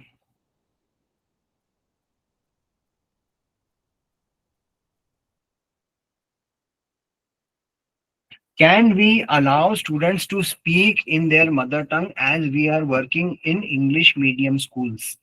देखिए, आपकी स्कूल की पॉलिसी भी आपको फॉलो करना होगा, लेकिन आप उनको कम से कम ये बता सकते हैं कि भाई एविडेंस क्या बताता है, शवाहिद क्या है, रिसर्च एविडेंस ऑब्जर्वेशन क्या कहता है। मदर टंग के ऊपर मुमानियत नहीं होनी चाहिए। आप बिल्कुल उन्हें दूसरी लैंग्वेज सिखाइए, उसके लिए एक्सक्लूसिव क्लास रखिए, लेकिन you should not block their progress and you should not make them feel inferior. उनको डांटना तो हरगिज नहीं है अगर वो अपनी मादरी जुबान में बात करते हैं। हाँ, सारे इज्तिमात उर्दू में होते हैं, अगर आपके बच्चे को नहीं समझ रहा है तो फिर क्या हासिल है, वो अगली बार इज्तिमा में जाएगा ही नहीं। हाँ, शाजर साहब ने कहा, we do not have command on our own language, we speak mixed Urdu, what do we do. तो देखिए, क्योंकि आपने सवाल कर दिया, मैं आगे आ रहा था स्लाइड में, आपने सवाल कर दिया, मैं आपको जवाब देता हूँ। हम अपनी उर्दू कैसे बेहतर करें? Raise your standards. I am not talking just about you, all of us, we should raise our standards. देखिए, एक खेल है जो मैंने इजाद किया अपने बच्चों के साथ, I invented a game, a language game, वो आप भी कीजिए। तो खेल यूं है, हम उसको कहते हैं तीतर बटेर। आपने सुना होगा उर्दू का मुहावरा, आधा तीतर आधा बटेर, सुना है? तो आधा तीतर आधा बटेर का क्या मतलब होता है? तीतर एक किस्म का परिंदा होता है, बटेर एक किस्म का परिंदा। तो आधा तीतर आधा बटेर मतलब ना पूरी तरह से एक है, ना पूरी तरह से दूसरा है। ये हम कब कहते हैं? मैं और मेरे बच्चे जब आपस में कॉन्वर्सेशंस करते हैं, और अल्हम्दुलिल्लाह होम स्कूलिंग की वजह से हमें कॉन्वर्सेशंस का मौका भी मिलता है, तो जब हम इंग्लिश में बात करते हैं तो कोशिश ये करते हैं, we should speak exclusively in English, and that we should not use any Hindi or Urdu words in between. और इसी तर्ज पे जब हम उर्दू में गुफ्तगू करें तो एक दूसरे के ऊपर हम बहुत पैनी नजर रखते हैं कि कहीं अब्बाजान ने अंग्रेजी का लफ्ज तो नहीं कह दिया बीच में। बच्चे बिल्कुल बारीकी से सुनते हैं, और इसी तरह से अब्बाजान भी बच्चों को सुनते हैं कि आपने ये क्या कहा बीच में। तो जैसे ही सामने वाले से गलती हो जाए हम चिल्ला उठते हैं, तीतर। वो पकड़ा जाता है। इसमें कोई पॉइंट सिस्टम नहीं है, बस मजा है। ठीक है, तो इससे क्या हुआ मेरे लिए, हालांकि मेरी वोकैबुलरी ठीक थी, लेकिन फ्लुएंसी नहीं थी उर्दू में, रवानी नहीं थी। लेकिन ये खेल खेलने से क्या हुआ कि मैं अब अल्हम्दुलिल्लाह काफी सारे ऐसे उर्दू अल्फाज जो मैं जानता था लेकिन इस्तेमाल नहीं करता था, अब इस्तेमाल करता हूँ। तो आप इसको कहते हैं ना गेमिफिकेशन, इसको खेल बना दीजिए ताकि एक दूसरे से हम अपने बच्चों से भी सीख सकते हैं। तो एक मिसाल में इसमें एक और देता हूँ कि भाई मैं स्विमिंग लेकर जाता हूँ अपने बच्चों को सुबह में। और जो शुरुआत में हमारा बेटा जो है जब 9 या 10 साल का था, तो उसने कहा कि ये स्विमिंग सीखने में, तैराकी सीखने में तो बहुत वक्त लग रहा है, तो हम जो है क्या करें। तो मैंने कहा, उसका जवाब दिया, और हम स्विमिंग पूल के बाहर थे उस वक्त, तो हम पैदल चल रहे थे लॉकर रूम की तरफ, बाजू में स्विमिंग पूल था। तो मैंने कहा कि ये आपको आदत से हो जाएगा, आप जितना वक्त पानी में बिताएंगे उतना आपका स्किल बेहतर होगा, ये मैंने कहा उनसे। तो बच्चों ने पकड़ लिया, भाई स्किल तो इंग्लिश वर्ड होता है अंग्रेजी लफ्ज होता है स्किल। तो फिर मैंने कहा यार ये स्किल को क्या कहा जाए। तो मैंने झट से मेरे मोबाइल फोन से गूगल ट्रांसलेट खोला और मैंने उसमें डाला स्किल, और उस पर सेट होता है मेरा इंग्लिश टू उर्दू, सेट होता है उर्दू टू इंग्लिश या इंग्लिश टू उर्दू, यही देखता हूँ मैं उसमें। तो इंग्लिश में मैंने डाला स्किल, और इससे पहले कि मैं उसका मतलब बताता, मेरे बेटे ने खुद ही कह दिया कि उसका आपने कहना चाहिए था हुनर, कि हमारी तैराकी का हुनर बेहतर होगा। मैं बोला बेटा आपको कैसे मालूम है कि ये इसका मतलब हुनर है। तो उसने कहा अब्बाजान आपने पिछले साल मुझे तकरीरी मुकाबले में हिस्सा दिलवाया था, और उस तकरीर के अंदर एक लफ्ज ये भी था हुनर, और आपने उस तकरीर का मतलब भी मुझे समझाया था। तो वो 6 महीने पहले की तकरीर का एक लफ्ज उसे आज भी याद था, क्योंकि वो कॉन्टेक्स्ट में उसने इसे सीखा था। तो बताने का मकसद ये है कि आप जो है अपने बच्चों को जब उभारेंगे तो वो बिल्कुल आपको रिस्पॉन्स देंगे, और हम खुद भी उनसे सीखेंगे। तो मैं समझता हूँ as lifelong learners, home schooling parents, ये मौका है आपको कि आप जो बचपन में नहीं सीख सके वो आप अब सीख लें। ये एक बहुत बड़ा मौका दिया अल्लाह ने अपने बच्चों के साथ सीखें। ठीक है, अभी देखिए एक और सवाल ये है जी। अयाज ने कहा कि जर्मनी और जापान ने जो है अपनी पूरी टेक्नोलॉजी जो है अपने जुबानों में ही बनाई है। बिल्कुल सही, आज भी बनाते हैं। ओके, यहाँ पर अनम ने कहा the private and government schools in Middle East teach Islamic studies and social studies in Arabic. The text books are so rich and in depth in both these subjects, English translation और just surface level in this. बिल्कुल सही कहा आपने। Translation, किसी भी जुबान का translation उसका हक अदा नहीं कर सकता। हम कहते हैं कुरान का हक ट्रांसलेशन से अदा नहीं करता, बिल्कुल सही बात है कि तर्जुमे में वो कुरान की बात नहीं आती है। मैं खुद इसको अभी महसूस कर रहा हूँ। लेकिन ये बात हर अच्छी बात के ऊपर लागू होती है, और हर जुबान पर लागू होती है कि आप जो है अगर उर्दू में कोई अच्छी बात कहें तो उसका डायरेक्ट ट्रांसलेशन इंग्लिश में नहीं हो सकता। शेक्सपियर का डायरेक्ट ट्रांसलेशन उर्दू में नहीं हो सकता, और इकबाल का डायरेक्ट ट्रांसलेशन इंग्लिश में नहीं हो सकता। ठीक है, तो हर लैंग्वेज जो है अपनी खासियत रखती है, हर लैंग्वेज अपनी खासियत रखती है। अगर आप चाहते हैं कि अपने बच्चों को आपका असल कल्चर मालूम हो तो अपनी लैंग्वेज सिखाइए, ट्रांसलेशन से कुछ नहीं मालूम पड़ेगा। कल्चर से मुराद आपका रीजनल कल्चर, इस्लामिक नॉलेज, ये आगे की बात है, मैं आपको बताऊंगा कुछ देर में। और बिल्कुल आपने सही कहा, अगर ऐसी बात है अनम तो बहुत अच्छी बात है कि वो सोशल साइंसेज एक इंग्लिश के अलावा एक जुबान में, उनकी जुबान में पढ़ा रहे हैं। अच्छा, अब देखिए खदीजा ने क्या कहा, चला हंस कौवा चला हंस की चाल, अपनी चाल भूल गया। बिल्कुल सही कहा इससे बहुत ज्यादा एक एक्सट्रीम मुहावरा है जो पोलाइट कंपनी में इस्तेमाल नहीं होता है, लेकिन मैं कर ले रहा हूँ। धोबी का कुत्ता, ना घर का ना घाट का। ये मेरे बच्चों के लिए नहीं कह रहा हूँ, मैंने आपके बच्चों के लिए कह रहा हूँ, लेकिन उसका वही मतलब निकल रहा है कि भाई वो कहीं के नहीं रहते ना, फिर ना ये कह पाते हैं ना वो कह पाते हैं। अच्छा, अब देखिए आगे बढ़ते हैं हम।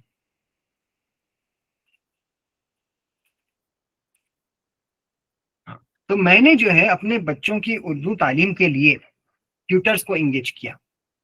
और ये बड़ी अजीब बात है, क्योंकि उर्दू वाले जो है अंग्रेजी का ट्यूटर तो इंगेज कर सकते हैं, लेकिन ये क्या बात है कि अंग्रेजी वाले ने उर्दू का ट्यूटर इंगेज कर दिया। ये बड़ी अजीब बात थी। ठीक है, पहले तो मुझे उर्दू का ट्यूटर मिलने में बहुत मुश्किल पेश आई, but then I got one very good tutor and alhamdulillah my both my kids have been receiving classes in Urdu on and off, not consistently, not continuously, but on and off for the past 1.5 years. और मुझे बहुत इस बात की खुशी है कि इसकी वजह से मेरे बच्ची को उर्दू लिखना पढ़ना दोनों आ गई।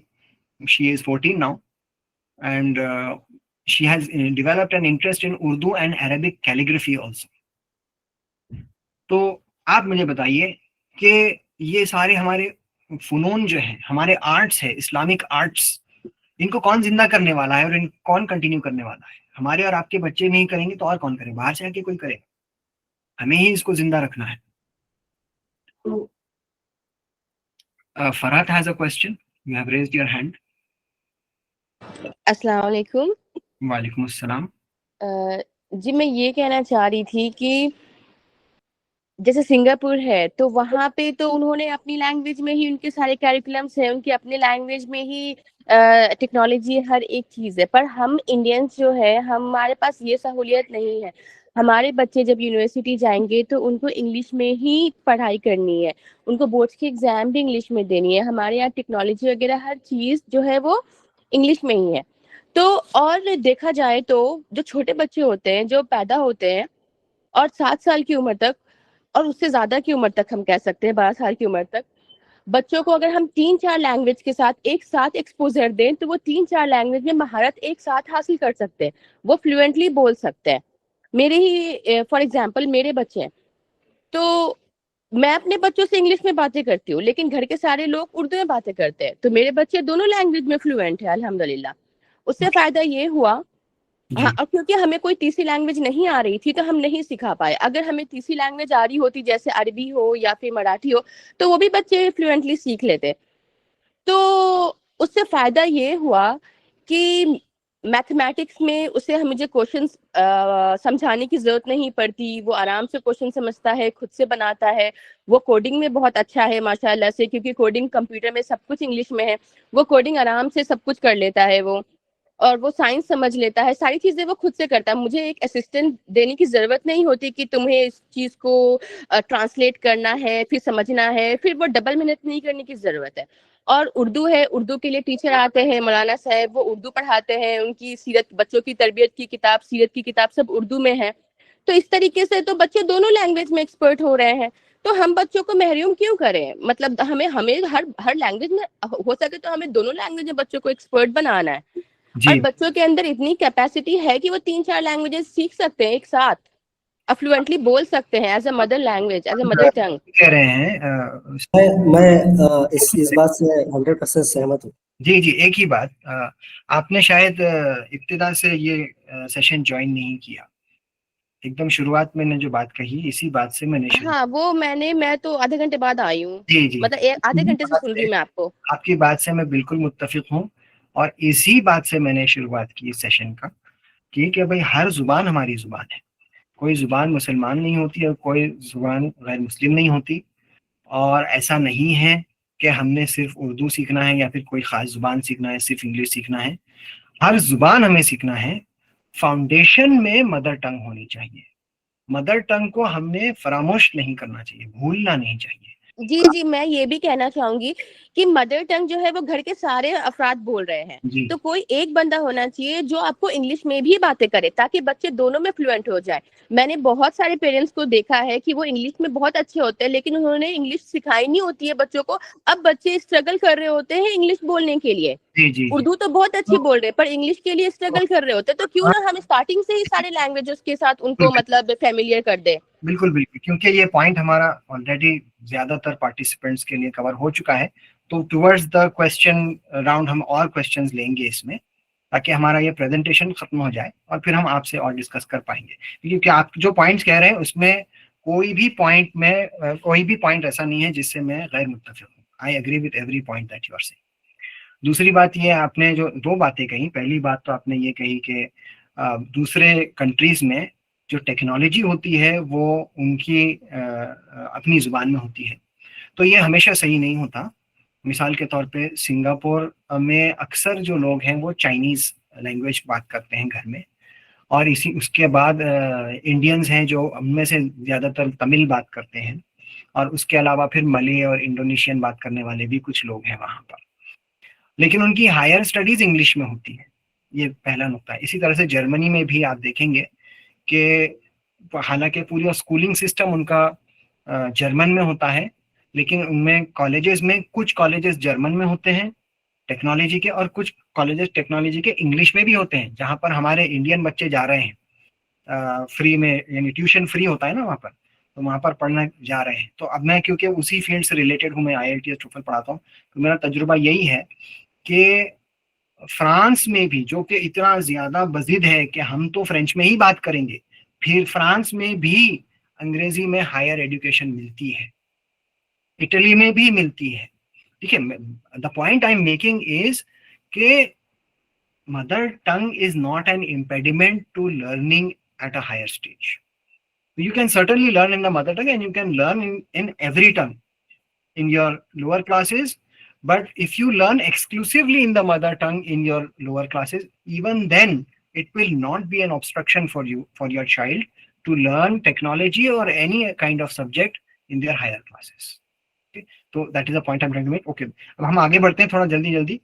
देखिए, जो तीतर बटेर का मैंने खेल बताया आपको, उस तरह का खेल या उसका कोई मॉडिफिकेशन आप अपने बच्चों के साथ ट्राई कर सकते हैं। अहम बात यह है कि कोशिश ये करें हम कि हम जिस जुबान में बात करें वो उसके अंदर फसाहत हो, उसके अंदर प्योरिटी हो, फसाहत का मतलब। ठीक है, when we speak in English we should try to speak exclusively in English, और जब हम उर्दू में गुफ्तगू करें तो सिर्फ उर्दू में गुफ्तगू करें, ताकि वो कोड मिक्सिंग ना हो जाए। जब वो इंटरव्यू के लिए बैठे अंग्रेजी में तो उर्दू के अल्फाज इस्तेमाल ना करें, और इसी तरह से जब अपने वालिदैन से और घर के बुजुर्गों से उर्दू में बात करें तो उसको समझ में आए कि चमचा क्या होता है, रिकाबी क्या होती है, और तश्तरी क्या होती है, और किश्ती क्या होती है, और हमाम क्या होता है, और बाकी सारी चीज़ें जो है उर्दू में। आपने बिल्कुल उनको इस बात की तालीम देनी चाहिए। ओके, राइट, अदब से ये बात मुंसलिक है, बिल्कुल बात सही आपने कही उम्मे हुसैन साहिबा। मैं आपके इस पे चैट्स पे फिर से आऊँगा, कुछ इसमें हम प्रेजेंटेशन में आगे बढ़े। तो मैं बताना ये चाह रहा था कि मेरे बेटे का मैंने मेरे अपनी बेटे का एक वाक़ा सुनाया आपको। मेरी बेटी का मैं बता रहा था कि कैलीग्राफी से उसको एक दिलचस्पी पैदा हुई, और मेरे बेटे ने when he was 10 years old, that is last year, he won an inter school event. आप कहोगे होम स्कूलिंग है तो इंटर स्कूल कैसा? एक स्कूल में हमने एक फॉर्मेलिटी के तौर पे एडमिशन ले रखा है, और इंटर स्कूल इवेंट्स हमारे बच्चे उस स्कूल के जरिए से जाते हैं। मेन मकसद हमारा ये है कि 10वीं में हमें TC मिल जाए।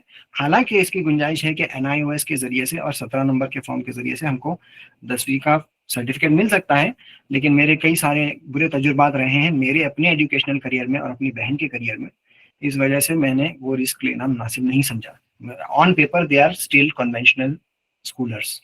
तो बहरहाल मैं बता ही रहा था कि उस स्कूल के जरिए से उन्होंने इंटर स्कूल, और वो इंग्लिश स्कूल है, इंग्लिश स्कूल स्टेट बोर्ड है लेकिन मुस्लिम मैनेजमेंट है, उनके जरिए से हमने बैनुल मदारिस तकरीरी मुकाबला, इंटर स्कूल स्पीच कंपटीशन हमने दिलवाया बच्चे को, तकरीर मैंने लिखी, उसकी खुद की उर्दू इतनी अच्छी नहीं है, लेकिन तकरीर मैंने लिखी और अल्हम्दुलिल्लाह उर्दू मीडियम के बच्चों के सामने अपनी जिंदगी की पहली तकरीर में मेरे बेटे ने अव्वल इनाम लाया। अब ये मैं कोई बड़ाई की बात नहीं कर रहा हूँ, मैं ये बता रहा हूँ कि पोटेंशियल कितना होता है बच्चों में। उस बच्चे ने, वो पूरा जो है हॉल, इतना बड़ा हॉल था, 300 लोग बैठे थे और सब लोग सो रहे थे लिटरली सुबह 7 बजे से लेकर 12 बज गए थे, तकरीरें चल रही थी, तो जाहिर बात है लोग बोर होते हैं। अब मेरे बच्चे का जो मेरे बच्चे की तकरीर एक मजाहिया थी, ह्यूमरस थी, तो पूरा हॉल जाग गया और जजेस भी जो है वाहवाही करने लगे, दांत मिलने लगी, हमारे बच्चे को दांत मिलने लगी और जो है बहुत अच्छा उसने परफॉर्म भी किया, अल्हम्दुलिल्लाह उसको इनाम भी मिला, उर्दू में मिला। बताने का मकसद ये है कि बच्चों के अंदर पोटेंशियल होता है, हमें अंडर कॉन्फिडेंस होता है एज पेरेंट्स कि वो कर पाएंगे या नहीं कर पाएंगे। ठीक है, आगे हम बढ़ते हैं।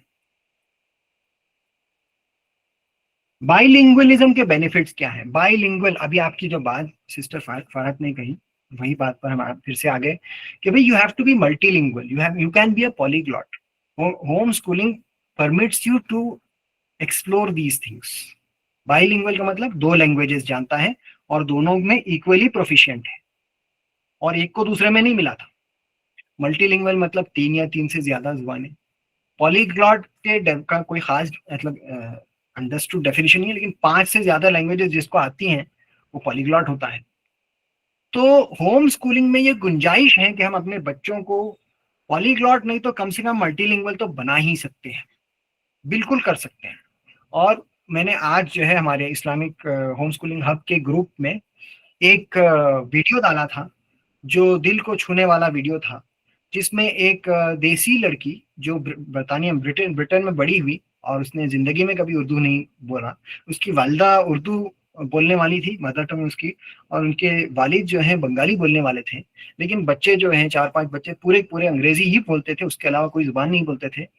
तो ये बच्ची ने महज अपने वालिदा को खुश करने के लिए छुप कर 4 महीने तक अपना कोर्स खुद डेवलप किया, अपने ट्यूटर्स खुद, वो यूनिवर्सिटी में पढ़ती थी बच्ची, अपने ट्यूटर्स खुद हायर किए, अपना प्रैक्टिस खुद किया छुप छुप कर, और 4 महीने के बाद उसने अपनी वालिदा के हाथ में किताब दी, उर्दू की किताब, और उर्दू में गुफ्तगू की। तो वो आप समझ सकते हैं कि how her mother might have felt. Okay, so this is mother tongue. और उस बच्ची ने उस वीडियो में ये भी कहा, जो बहुत दिल को छू गई मेरी बात, कि भाई हमें ये बताया गया है that paradise lies at the feet of your mothers. अब बताओ मुझे, क्या आप अपने मदर्स की लैंग्वेजेस नहीं सीखेंगे? How is this that we are so unfortunate कि हमारे पास इतने सारे वसाइल हैं, रिसोर्सेज हैं, और लेकिन हमारी तरजीहात, हमारी प्रायोरिटीज कहाँ जा रही हैं? तो आप होम स्कूलिंग के जरिए से अपने बच्चों को मल्टीपल लैंग्वेजेस सिखा सकते। मैं बताने जा रहा था उस मिसाल से कि वो बच्ची ने 4 महीने में वो उर्दू सीखी, इतनी अच्छी नहीं सीखी लेकिन सीख ली भाई, जिंदगी में नहीं सीखी, यूनिवर्सिटी पहुंच गया, उसको उर्दू का अलिफ नहीं आता था, उसने 4 महीने में इतनी उर्दू सीख गई कि वो अपने वालिदा से बात कर पाई, और जाहिर बात है कि आगे और सीखेगी तो और अच्छा बोल पाएगी रवानी से। सो और वो होम स्कूलिंग वाली थी कि नहीं पता नहीं, but she took that initiative. So we can also take the initiative for our children when they are young and they don't have that understanding. We can give them the skills in languages for learning multiple languages. अब ये कैसे करें, क्या करें, इसकी अलग बहुत सारे वसाइल हैं, AI के जरिए से बहुत है। हम आगे बढ़ते हैं, इसके बाद मैं आपको आपके सवाल ले पाऊंगा, because we are running short of time. As soon as I complete my presentation or some part of my presentation, I'll take more questions. देखिए, उर्दू और इंग्लिश में एक आर्टिफिशियल कंपटीशन होता है। आर्टिफिशियल कह रहा हूं मैं, असल में कोई कंपटीशन नहीं है। मदर टंग में आप उर्दू कह लो या मदर टंग कह लो, और इंग्लिश में, English is the language of modern science, it is the language of artificial intelligence, computer science, it is the language of research and development. तो क्या हम अपने बच्चों को इंग्लिश ना पढ़ाकर उनसे दूर रखें। मैंने कहा इंग्लिश मत पढ़ाओ, इंग्लिश पढ़ाइए, उर्दू को भी पढ़ाइए, मदर टंग को भी पढ़ाइए, ठीक है। Urdu and English can go hand in hand, इसमें कोई कॉन्ट्रडिक्शन नहीं, कोई तजाद नहीं कि आप जो है दोनों जुबानें सिखाएं, पहले अपनी मादरी जुबान सिखाएं, और बहुत जल्द आपके बच्चे जो हैं बहुत जल्द दूसरी जुबान भी सीखेंगे। देखिए वोकैबुलरी क्या होता है, वोकैबुलरी होता है label. Vocabulary is a label for things, bottle, green bottle दिख नहीं रही है, थिंग्स एंड आइडियाज। अब देखिए अगर आपको एक भी जबान बराबर से नहीं आती है तो हर जुबान की वोकैबुलरी आपको सीखना मुश्किल होगी, लेकिन आपको जब एक जुबान बहुत अच्छे से आती है तो दूसरी जुबान सीखना बहुत आसान हो जाता है, क्योंकि पहली जबान आपने अच्छी सीखी है, मतलब क्या सीखा है, उसके अंदर आपकी वोकैबुलरी स्ट्रांग है। You know what words and ideas are called in that language, and it becomes very easy to translate into another language. But when you fail to realize what the meaning of a complex idea is in one language, obviously you will not understand that word in another language also.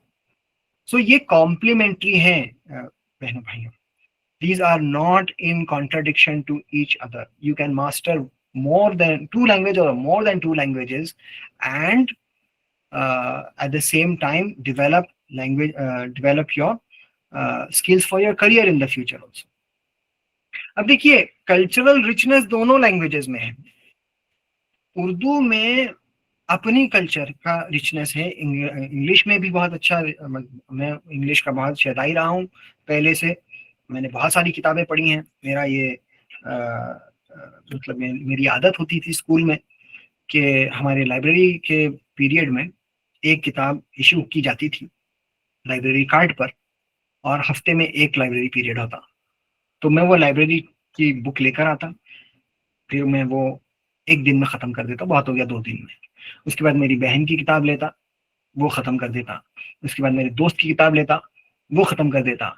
अगले library period के आते आते मेरी 2 से 3 किताबें ख़त्म हो जाती थी। ये इंग्लिश की बात कर रहा हूँ। So I was a very avid reader. Okay, so I am not saying that you should not read in English. You must read. There is no other way of developing your language.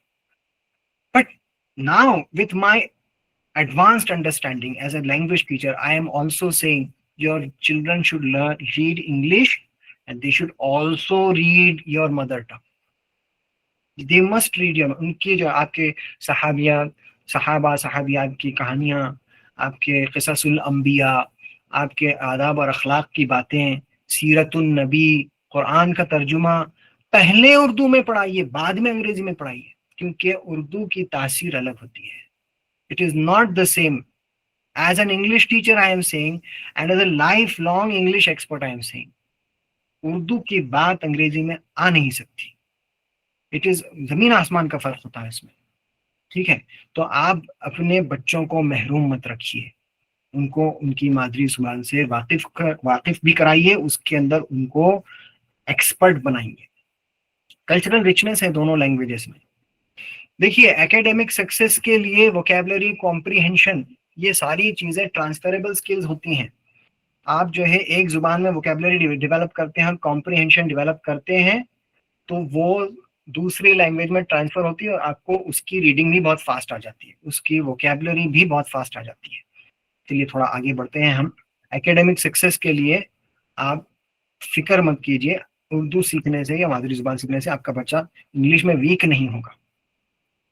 मुसलमानों के लिए उर्दू एक soft power है। अब ये soft power क्या होता है, तो पहले हार्ड पावर क्या होता है सुनिए। हार्ड पावर होता है जोर जबरदस्ती का power. Hard power includes political, economic, military strength reliant on coercion, force to achieve goals and maintain influence in society or government. अब सॉफ्ट पावर क्या होता है? Soft power involves cultural appeal, diplomacy, influence through attraction rather than coercion, fostering goodwill, harmony, mutual respect between communities and nations. आप सोचिए, अगर मुसलमानों के अंदर कोई एक चीज है जो गैर मुसलमानों को बहुत ज्यादा प्यारी है, बहुत ज्यादा पसंद है, मुसलमानों से नफरत करने के बावजूद वो उस चीज को पसंद करते हैं, तो वो क्या चीज है? आपको पता है? वो उर्दू जुबान है। Urdu is such a sweet language कि अभी किरण रिजिजू जो बीजेपी के सेंट्रल मिनिस्टर हैं, उन्होंने बयान दिया that Urdu is the most beautiful language in the world. हाँ, खाना भी होता है अयाज भाई, बिल्कुल सही कहा। लेकिन अब खाने में कुछ लोगों को परहेज होता है, जुबान में परहेज नहीं होता। तो उर्दू वो चीज है, उर्दू वो चीज है जो हर एक को पसंद है, वो चीज पसंद करने वाली चीज है। कितनी खूबसूरत जुबान है, कितनी प्यारी जुबान है, और हम कितना जुल्म कर रहे हैं, कितना जुर्म कर रहे हैं अगर हमने ये खूबसूरत जुबान अपने वालिदैन से नहीं ली और अपने बच्चों तक नहीं पहुंचाई। मैं एक बहुत सख्त बात कहूंगा, हम अमानत में खयानत कर रहे हैं। अगर हम अपने बच्चों को अपने पेरेंट्स की जुबान, हमारे पेरेंट्स की जुबान अपने बच्चों तक नहीं पहुंचा रहे हैं, तो हमने बीच में खलल पैदा किया, हमने अमानत में खयानत की, हमने उस चीज को रोक दिया जो उनका हक था। Please think about it seriously. Okay. और कल्चर जो बात होती है ना, आप जोर जबरदस्ती से किसी को भी या आर्ग्यूमेंट्स के जरिए से किसी को भी अपना दोस्त नहीं बना सकते, ना आपके आइडियाज उनके ऊपर इम्पोज कर सकते हैं। लेकिन आपकी जुबान अगर शीरीन हो तो आपको सुनने वो खुद आ जाएगा। आपके जुबान में वो तासीर हो तो आपको उसको समझाना नहीं पड़ेगा, वो खुद समझ जाएगा। आपके अंदर एक इखलास है तो वो इखलास आपकी जुबान में झलकेगा। Okay, so this is a super power for Muslims. हम में से ज्यादातर लोग, मैं खुद इस चीज से ना आशना था। I did not know, I was not introduced to this idea कि Urdu can be a power for us. It is a soft power for us. It is something through which we have influence even today. We don't have influence in politics. We don't have influence in any other thing. We have influence in culture in this country even today. And it is through Urdu. अगर आप उर्दू में बात करेंगे तो आपको नफरत करने वाला भी जो है ना, गौर से सुनेगा कि आप क्या कह रहे हैं, और उसको पसंद आएगी आपकी बात। आप आजमा कर देखिए, और ये सुपर पावर आप आपके बच्चों को दीजिए। उर्दू में हमारे पूरे 1947 तक जितने भी नेशनल ये हुए हैं, रेवोल्यूशंस का हो या प्रोग्राम्स का हो, पॉलिटिकल इवेंट्स का हो, मूवमेंट्स का हो, हर चीज उर्दू में रही है। 1857 में, 1857 में जो फर्स्ट ये कहा जाता है, वॉर ऑफ इंडिपेंडेंस कहा जाता है, या रिवोल्ट ऑफ 1857 कहा जाता है, सब उर्दू में हुआ। 1947 तक जो गुफ्तगू होती थी गैर मुसलमानों में भी, वो उर्दू में होती थी। भगत सिंह ने जो अपना आखिरी खत लिखा सूली पर चढ़ने से पहले अपने भाई को लिखा, मैंने पढ़ा, उर्दू में पढ़ा। और महात्मा गांधी ने मेरे ख्याल से मौलाना आजाद को या इकबाल को खत लिखा था, ताजियती खत, किसी का इंतकाल हुआ तो उर्दू में लिखा। इसी तरह से हमारे पिछले जो ये वजीर आजम थे मनमोहन सिंह, उन्होंने उर्दू मदरसे से तालीम हासिल की।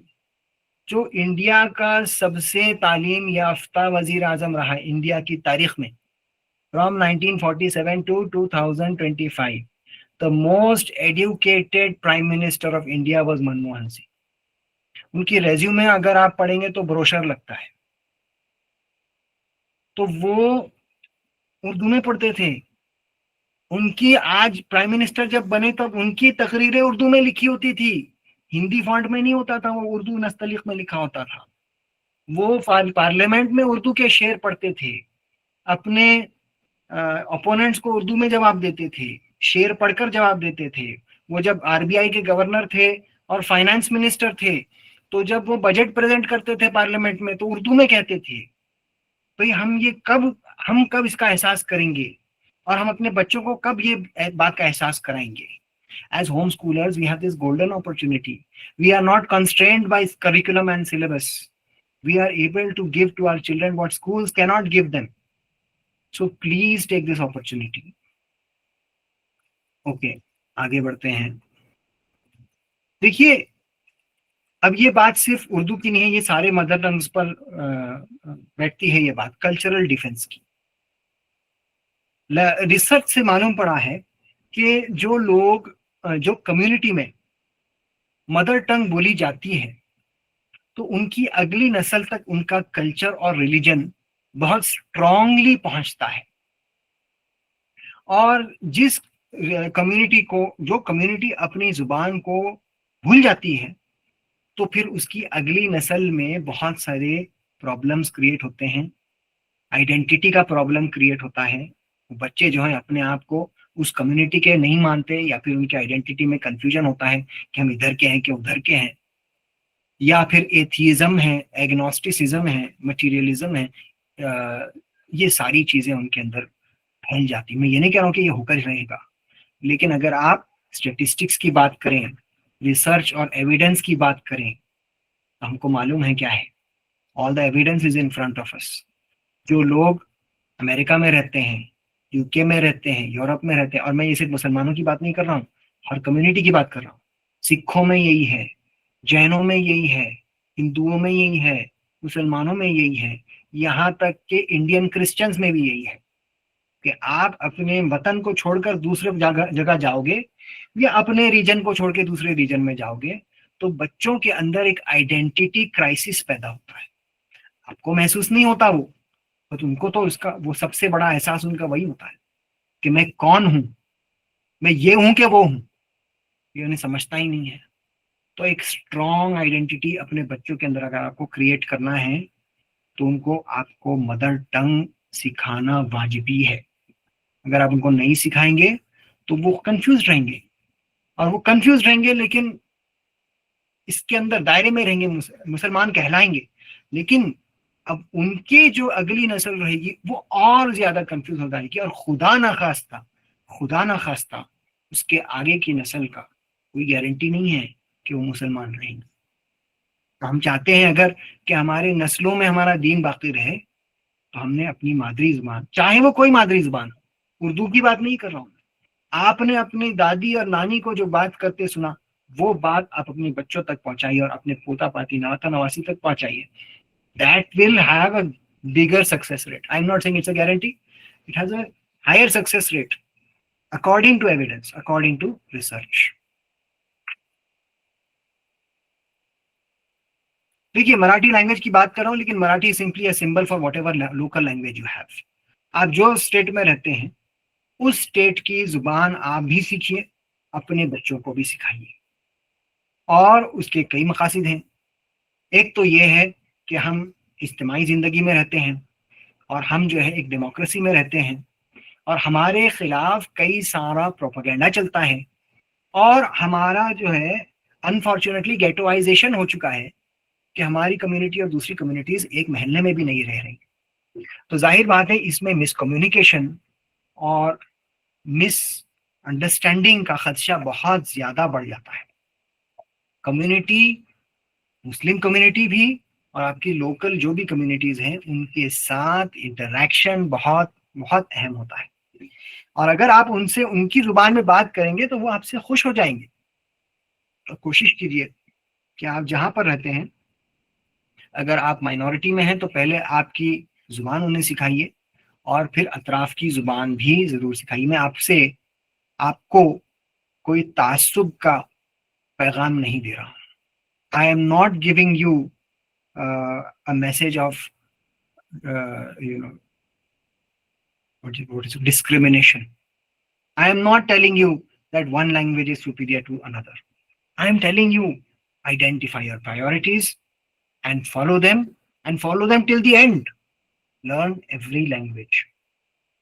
देखिए, आपकी कल्चरल अंडरस्टैंडिंग डेवलप होगी with your neighbours, with the people of your region, when you and your children speak in their language. And then office के काम हो, गवर्नमेंट के काम हो, पॉलिटिकल कुछ काम हो, पुलिस स्टेशन में कुछ काम हो, खुदा ना खास्ता कुछ भी हो सकता है जिंदगी में। अब मैं आपको बताता हूँ, क्योंकि मैं 10th स्टैंडर्ड तक महाराष्ट्र में नहीं था, जैसे मैंने जिक्र किया, तो आज की डेट में मैं महाराष्ट्र में इलिटरेट हूँ, इलिटरेट। मैं इंग्लिश भी जानता हूँ, मैं उर्दू भी जानता हूँ, लेकिन मैं इलिटरेट हूँ क्योंकि मैं मराठी नहीं जानता। मैं अपना मराठी लेटर खुद ड्राफ्ट नहीं कर सकता, मैं अपना मराठी एप्लीकेशन खुद ड्राफ्ट नहीं कर सकता, मैं अपना मराठी फॉर्म खुद लिख नहीं सकता, खुद पढ़ नहीं सकता, खुद समझ नहीं सकता।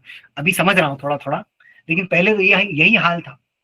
मेरे अंदर एक बहुत ज्यादा इंटिमिडेशन पैदा हो जाता था जब मुझे कुछ काम होता था कॉरपोरेशन में या इस तरह के कोई गवर्नमेंट ऑफिस में। तो अपने बच्चों को इस तरह से माजूर मत कीजिए। Give them the tools that they will require to face the world. Community leadership, देखिए my friends, we are living in a community that has a lower literacy and education rate and a higher school dropout rate than any other community in India. हम चाहते हैं age home schoolers कि हम अपने बच्चों में अच्छे values दें, और मकासद में हमारे एक मकसद ये भी है कि हमारे बच्चे इस कम्युनिटी के फ्यूचर लीडर्स बने, हमारे बच्चे इस कम्युनिटी को वो डायरेक्शन दे जो उसको आज हासिल नहीं है। ये कैसे करेंगे जब अपनी कम्युनिटी का जुबान ही नहीं जानते, वो ना वाकिफ है। आप क्या इतने खुदगर्ज हैं? क्या मैं इतना खुदगर्ज हूं कि जो है मैं चाहता हूं कि मेरे बच्चों का ठीक हो जाए, वो संभल जाएं और बाहर चले जाएं? बाहर जाने में कोई अर्ज नहीं, बिल्कुल जा सकते हैं, और वापस पलट करने देखें और अपनी कम्युनिटी को खुदा हाफिज करके फिर से कभी पलट करना देखें। क्या मैं इतना खुदगर्ज हूं? Why should we not be community minded? And our community is it speaks in its own languages, multiple languages, but a very large number of our numbers from our community speak in Urdu. So the language can be a medium of organization. हमारे लोगों में हम कहते हैं इत्तेफाक और इत्तेहाद हो, भाई बगैर जुबान के इत्तेफाक की तो बात नहीं करता मैं, लेकिन इत्तेहाद कैसे होगा? हम आपस में एक दूसरे को समझ ही नहीं पाएंगे तो हम क्या बात करेंगे? तो बहुत जरूरी है, एन जरूरी है कि आप अपने बच्चों को वो जुबान दें जिस जुबान से वो अपनी कम्युनिटी से बात कर पाए। इंग्लिश मीडियम में वो बात, इंग्लिश मीडियम की बात नहीं कर रहा, इंग्लिश लैंग्वेज में वो मुमकिन नहीं है इंडिया के किसी भी कम्युनिटी में। वो बहुत वेल एजुकेटेड कम्युनिटी भी हो, पारसीज को छोड़कर, और पारसीज खत्म हो जा रहे हैं बम्बई में भी, पारसीज को छोड़कर कोई कम्युनिटी ऐसी नहीं है जिसमें मिडिल क्लास या लोअर मिडिल क्लास लोग इंग्लिश में बात करते हैं। तो अगर आपको उस कम्युनिटी को लीडरशिप देना है मतलब उनके ऊपर जाकर इम्पोज नहीं करना है अपने आप को, उनको डायरेक्शन देना है, उनके लिए सैक्रिफाइसेस करना है आपको, आपके बच्चों को, तो फिर उनसे कम्युनिकेट करना है मतलब उनकी जुबान बोलना है। You have to think long term, you have to think of your community. अपने भाई के लिए हमें वही चाहिए, हजूर ने कहा हम जो अपने लिए चाहते हैं अपने भाई के लिए भी चाहते हैं, तो हम अपने भाई के लिए भी चाहे कि उसको सही डायरेक्शन मिले, हमारे बच्चे खुद पहले डायरेक्शन हासिल करें और फिर दूसरों को भी बताएं। फ्यूचर लीडर्स, चाहे वो रिलीजियस लीडर हो, इमाम हो, मुअल्लिम हो, मुफ्ती हो, चाहे वो इंजीनियर हो, चाहे वो डॉक्टर हो, वो अपनी कम्युनिटी से कम्युनिकेट कर पाए। देखिए मुस्लिम हिस्ट्री जो है, मैं अभी एक मुस्लिम हिस्ट्री का कोर्स कर रहा हूँ, अयाज को मैंने बताया, बहुत जरीन तारीख है हमारी, गोल्डन हिस्ट्री हमारी इस मुल्क में, जिसको कस्दन दबा कर दफना दिया जा रहा है।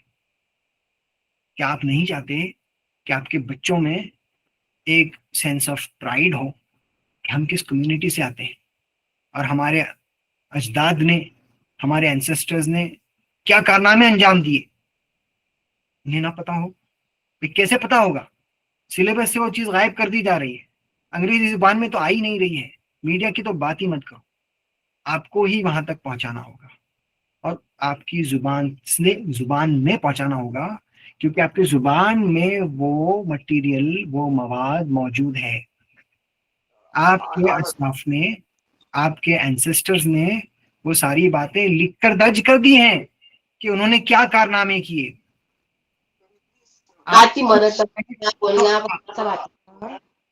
could you please mute yourself?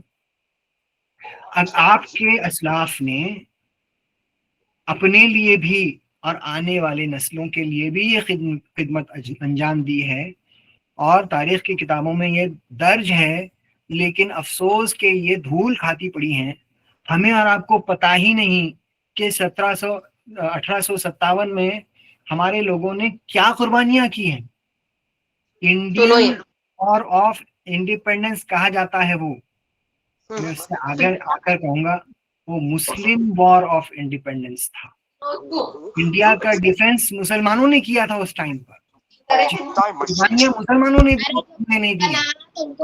पढ़कर देखिए और आप खून के आंसू रोएंगे जब आप वो तारीख पढ़ेंगे।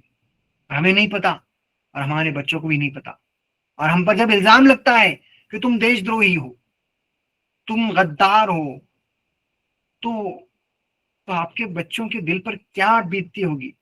और उनके लिए, उसके लिए उनके पास डिफेंस में कुछ भी कहने को नहीं है। और ऐन मुमकिन है, आप बुरा मत मानिए, ऐन मुमकिन है कि वो इस इल्जाम को इंटरनलाइज भी कर दें, वो ये सोचने ना लग जाएं कि वाकई हमारे लोग ऐसे थे जैसे प्रेजेंट किया जाता है मीडिया में, हम वाकई इतने जलील और मक्कार थे।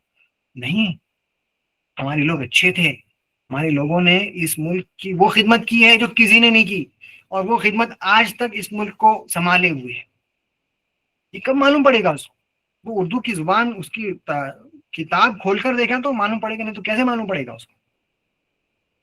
तो खुदा का वास्ता मेरे भाइयों बहनों, teach your children their heritage, their culture, instill in them the confidence that they belong to the Indian Muslim community that has done so much for this country, that has made great sacrifices.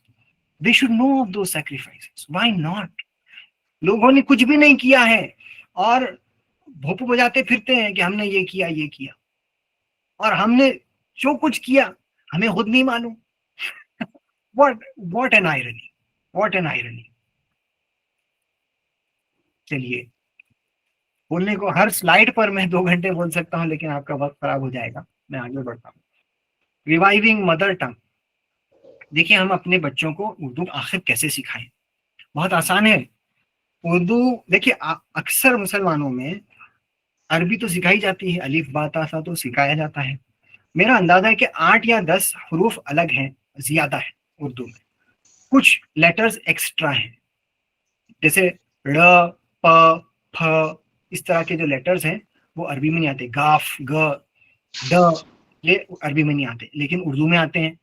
उसको identify करना है और practice करना है, कोई बड़ी बात नहीं है। अगर आपको अरबी पढ़ना आती है, बगैर समझे क्यों ना पढ़नी आए, कुरान तो बगैर समझे ही पढ़ते हैं अक्सर हमारे पास लोग, ठीक है?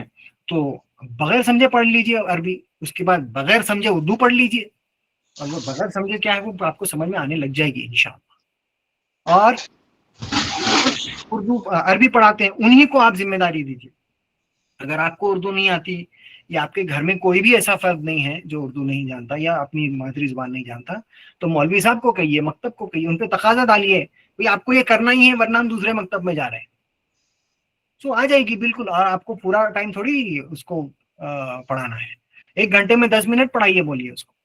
3 महीने में उसकी जो है ये दिशा पलट हो जाएगी, उसका डायरेक्शन चेंज हो जाएगा बच्चे का 3 महीने में इंशाअल्लाह। और उसमें एक्सपर्टीज आने को तो खैर वक्त लगेगा, लेकिन कॉन्फिडेंस तो उसको आ जाएगा कि मैं पढ़ सकता हूँ। और डेली रीडिंग की हैबिट उसको डालिए अपनी जुबान में, अंग्रेजी में भी, और अपनी हर कोई जो लैंग्वेज आपको सिखाना है उसमें रीडिंग जो है सबसे अहम स्किल होता है। सबसे अहम स्किल रीडिंग होता है, उसी में आपकी वोकैबुलरी डेवलप होगी। और मैंने आपको अपना तजुर्बा भी बताया, मैंने भी रीडिंग करके ही जो कुछ उर्दू आपके सामने बोल रहा हूँ मैंने ये किया। होम लाइब्रेरी अपने घरों में बनाइए, कम से कम उसके अंदर 80 किताबें हों, एकदम से ना हो, थोड़ी थोड़ी करके बनाइए। एक कबर्ड हो कि जिसके अंदर आपकी पसंदीदा किताबें और आपके बच्चों की पसंदीदा किताबें, यानी मौजूआत ऐसे हों, टॉपिक्स ऐसे हों कि आपके बच्चों को भी अच्छे लगे। इस्लामिक बुक्स बिल्कुल पढ़ाइए, लेकिन फिक्शन भी पढ़ाइए। हर वो दिलचस्पी जो आपके बच्चे रखते हैं उनके ऊपर आप किताबें पढ़ाइए, उनको मौका दीजिए। और मौका देने का क्या मतलब है, you will have to create that environment, you will have to limit their screen time.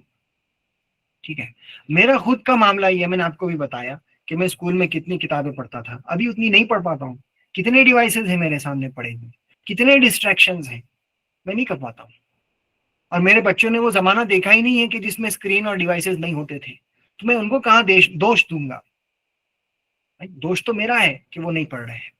तो मुझे वो एनवायरनमेंट क्रिएट करना होगा, वो टाइम फिक्स करना होगा, उनके साथ बैठना होगा कि वो कुछ रीडिंग कर पाए, और हर जुबान में जो वो पढ़ रहे हैं हर जुबान में वो रीड कर पाए। होम लाइब्रेरी भी हो, बाहर की लाइब्रेरी भी हो, किताबें आप खरीद कर लाएं, वो आपके ऊपर है, आपके बच्चों पर है। बच्चों को इन्वॉल्व कीजिए डिसीजन मेकिंग में, रीडिंग कंटेंट क्या हो, उनके ऊपर थोपिए मत कि ये पढ़ो करके। आदाब और अखलाक ये हमारे जुबानों में है, और मैं ये नहीं कह रहा हूं कि इंग्लिश बोलने वाला बदतमीज है, क्योंकि वो मेरे ऊपर ही मैं इल्जाम लगा रहा हूं, ऐसा कोई इल्जाम नहीं है। लेकिन उर्दू में जो आदाब और अखलाक है, आपको मालूम है, बहुत शीरीन और बाखलाक जुबान है। आपके पास अंग्रेजी में बड़े को भी यू कहते हैं, छोटे को भी यू कहते हैं, और बराबर को भी यू कहते हैं। और उर्दू में ये मामला नहीं है। उर्दू में आप आपके दादा को तू नहीं कहेंगे, अपने छोटे भाई को इल्ला माशाल्लाह आप नहीं कहते, कहते तो बहुत अच्छी बात है। बहरहाल, लेकिन आदाब व अखलाक, उसका कॉन्टेक्स्ट जो होता है, सियाक व सबाक होता है, वो उर्दू में बहुत फाइन ट्यून्ड और रिफाइंड होता है, जो अंग्रेजी में नहीं होता। तो ये आपको मालूम है क्योंकि आपके वालिदैन से आपने उर्दू सीखी है, सुनी है। लेकिन आपके बच्चे कब मालूम करेंगे, जब आप उनसे बोलते ही नहीं। ये पूरी चीज खत्म हो जाएगी आपके जनरेशन में। आपको समझती है लेकिन आप बोलते नहीं, आप बोलते नहीं तो आपके बच्चे समझेंगे भी नहीं। हर एक को अंकल आंटी कहते हैं, ठीक है। तो सही बात है, रिश्तेदारियां आप बनाए रखें भाई, सिले रहमी में भाई आप जो है रिश्तेदारी को पहचानिए तो सही। भाजी वाला भी अंकल है और खालू जान भी अंकल है, तो फिर फर्क क्या रहा। तो अब मिसाल के तौर पर मैंने अपने बच्चों को सिखाया कि तुम अम्मी और अब्बा जान कहो, दादी अम्मा कहो, ठीक है, चाचा कहो, इस तरह के वर्ड्स कहो।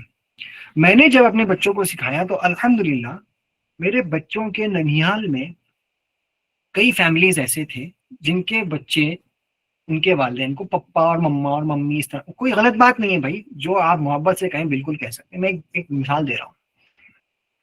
तो वो इस तरह की बातें करते थे, तो मेरे बच्चों को देखकर वो बच्चों ने भी बदल लिया अपना वर्ड, वो भी अभी अब्बा जान कहते हैं, ठीक है। तो अब अब्बा जान कहना क्या बेहतर है? नहीं, आपको इज्जत तो दिल से ही देना है। लेकिन मैं बात ये कह रहा हूं कि अब ये अगली नस्ल में अब्बा जान खत्म हो गया, ठीक है। भाइयों को, बड़े भाइयों को नाम से नहीं बुलाया, अदब की जो बात चल रही है, बड़े भाइयों को नाम से नहीं बुलाया जाता था।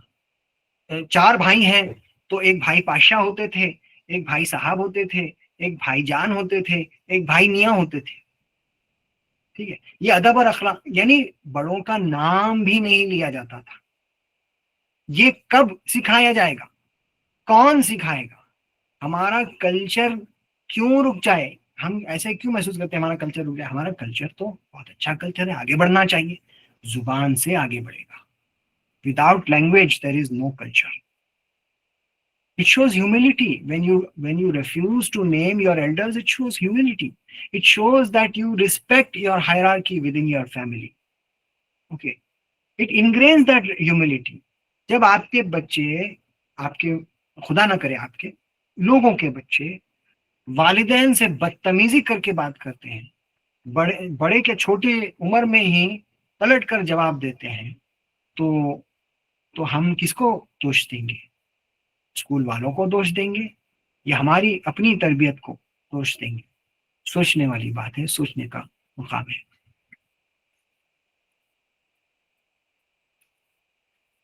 लैंग्वेज एंड आइडेंटिटी क्राइसिस का जिक्र हुआ पहले, तो मैं इसको मुख्तसर से लेता हूं कि जो बच्चों ने अपनी मादरी जुबान समझी नहीं या बोलते नहीं या पढ़ते नहीं, तो उनके अंदर आइडेंटिटी क्राइसिस पैदा होता है, और वो जो है या तो अपने टीनेज में या अपने एडल्ट लाइफ में कंफ्यूजन में मुब्तला होते हैं कि हम कौन हैं।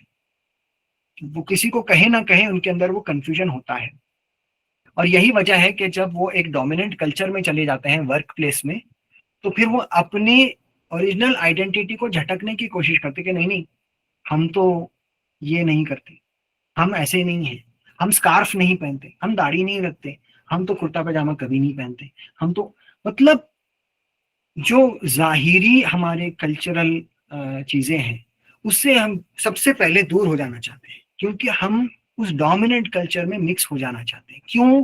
क्योंकि we were never proud of our original identity.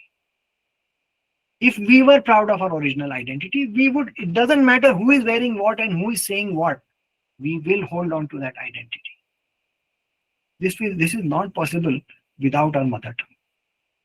इसी तरह से ईमान को खतरा होता है जब 1, 2, 3 नस्लें ऐसी गुजर जाएं जिनका मदर टंग से कोई वास्ता ही ना हो, दूर दूर तक उसे पता ही ना हो, तो ईमान को खतरा लाहक होता है।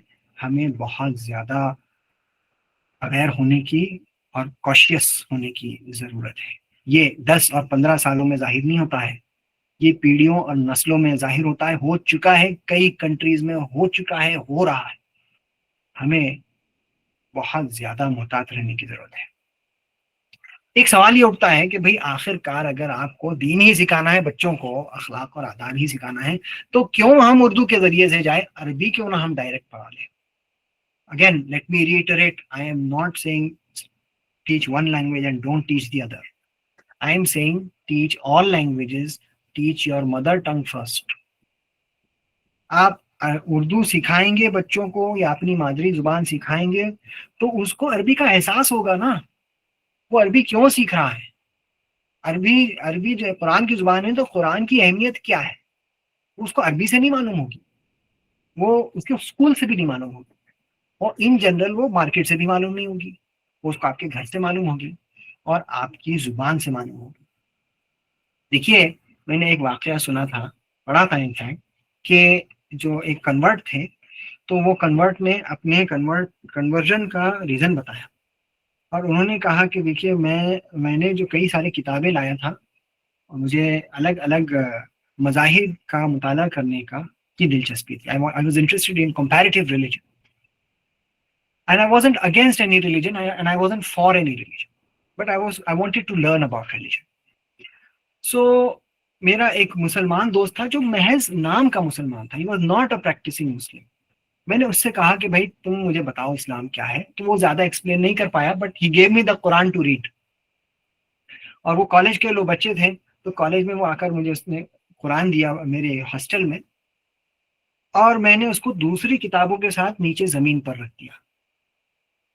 तो हालांकि वो नॉन प्रैक्टिसिंग मुस्लिम था, कभी वो मस्जिद में नहीं आया, उसने अदब से कुरान उठाकर टेबल पर रख दिया। मुझे बताइए ये अदब कौन सी किताब में मिलेगा, कौन से ट्रांसलेशन में मिलेगा। ये अदब प्रैक्टिकल अदब होता है, देखने से मिलता है, फैमिली से मिलता है, लैंग्वेज से मिलता है। हर चीज किताबों में दर्ज नहीं होती है, कई चीजें प्रैक्टिकली नस्ल दर नस्ल चल रही होती है। तो आपको अगर वो कल्चर मेंटेन करना है तो कल्चर के लिए language is important, language is the anchor. Okay, उसके बाद आप अरबी सिखाइए, फारसी सिखाइए, अंग्रेजी सिखाइए, फ्रेंच, स्पेनिश, जो चाहे वो सिखाए। अरबी इसलिए सिखाइए कि वो कुरान को समझे, ठीक है, लेकिन उसको अरबी इसलिए नहीं सिखाए कि वो अरब बन जाए, क्योंकि वो मुमकिन भी नहीं है। और कोई बहुत कितनी फसाद से वो अरबी क्यों ना कहे, अरब उसको अरब नहीं मानेगा, उसको अजमी ही मानेगा, ठीक है। तो कल्चर नहीं बदलना है, सिर्फ लैंग्वेज सीखना है।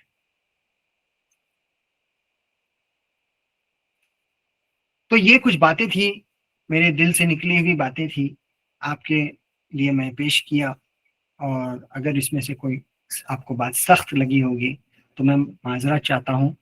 I apologize for anything that might have offended anyone, but I am speaking through my 3 identities, one as a language teacher, one as a language learner, and one as a homeschooling parent. Jazakumullah khair. I am open to questions now. Jazakallah Nasir bhai. That was a really insightful talk. I'll just speak for a moment and then we can have some questions as well. Okay. So I think many parents do have a doubt or question. So in the chat, I was just checking out that we do teach Urdu at home. Like they think the children are speaking in Urdu, so that is good enough. But the topic of the discussion here was mastering a language. So it's not just knowing a language, but it's about mastering a language. So just like we focus on English and Arabic, we want our children to be very fluent in English and also get spoken Arabic by native speakers. We also want to make our children fluent in Urdu so that they can communicate better, and it also helps in cognitive development. So communication skills is the foundation of any language, and if you begin with your mother tongue, that's the best thing that we can do for our children. So and besides that, there was a question about like how we can use Urdu for employment. Like how is that useful? So I think not everything should be about employment or career growth or money. There are things beyond that, and even if we consider that a valid question, then definitely improving communication skills will help in career growth as well in general, right? Okay. Nasir bhai, your thoughts on that? Yeah. So I'll address the first question first, mastering a language. And then I will come to what opportunities does Urdu Sure. provide, material opportunities. Okay. So पहली बात ये है, if you want to master a language, language is never learnt, it is acquired. And it is acquired from your environment. It is acquired through two skills, listening and reading. And then it is expressed through two skills, writing and speaking. So there are two acquisition skills, listening and reading, and two expression skills, they are speaking and writing. So if you want to master any language, and this applies to every language, it applies to English, it applies to Urdu, it applies to Arabic. There is this very famous professor of linguistics that I follow and I'm a fan of. I don't immediately recall his name, but I will try to share a video of his, a lecture of his with you in the group. So he said that whatever content it is that you are exposing yourself to as a language learner, whether it is reading or whether it is listening, it should be comprehensible input. Right. What quickly? It should be comprehensible input. मतलब आपने आप जो भी पढ़ रहे हो या सुन रहे हो वो 85% कॉम्प्रिहेंशन आपको आना चाहिए. इतना ज्यादा डिफिकल्ट कंटेंट ना हो कि आपको सिर्फ 50% समझ में आए या 60% समझ में ना आए. सिर्फ रीडिंग करने से या सिर्फ लिसनिंग करने से आपको लैंग्वेज नहीं आएगी. उसका लेवल क्या है वो आपको डिफाइन करना होगा. इसलिए यहाँ पर गाइडेंस की जरूरत लगती है या टीचर की जरूरत लगती है कि वो बच्चे को असेसमेंट किया जाए या बड़े को भी, और फिर उसको बताया जाए कि आप ये मत पढ़ो, ये पढ़ो. ठीक है. सो कॉम्प्रिहेंसिबल का मतलब होता है that which can be understood. आपका रीडिंग और लिसनिंग ये हो कि आपको 85% समझ में आए, 15% ऐसा हो जो ना समझ में आए कि वो सुनकर और पढ़ कर आपके वोकैबुलरी में इजाफा हो. Okay. So this is how you work towards mastering your language. और दूसरा इसमें एक इंपॉर्टेंट पॉइंट है मास्टरिंग योर लैंग्वेज में कि वो content that should be of interest to the learner. अब मिसाल मैं ये देता हूँ अक्सर कि मेरे बेटे को जो है रीडिंग में इतनी दिलचस्पी नहीं थी, हालांकि मैंने बहुत कोशिश किया, बच्ची ने बहुत जल्दी उसको पिकअप कर लिया, लेकिन बेटा जो है he was not interested. He could read very well, he could spell very well, but he would not spend any time in it. So what I did was I observed what is it that he was interested in. So he was interested in football. वो माशाल्लाह football का हाफिज है.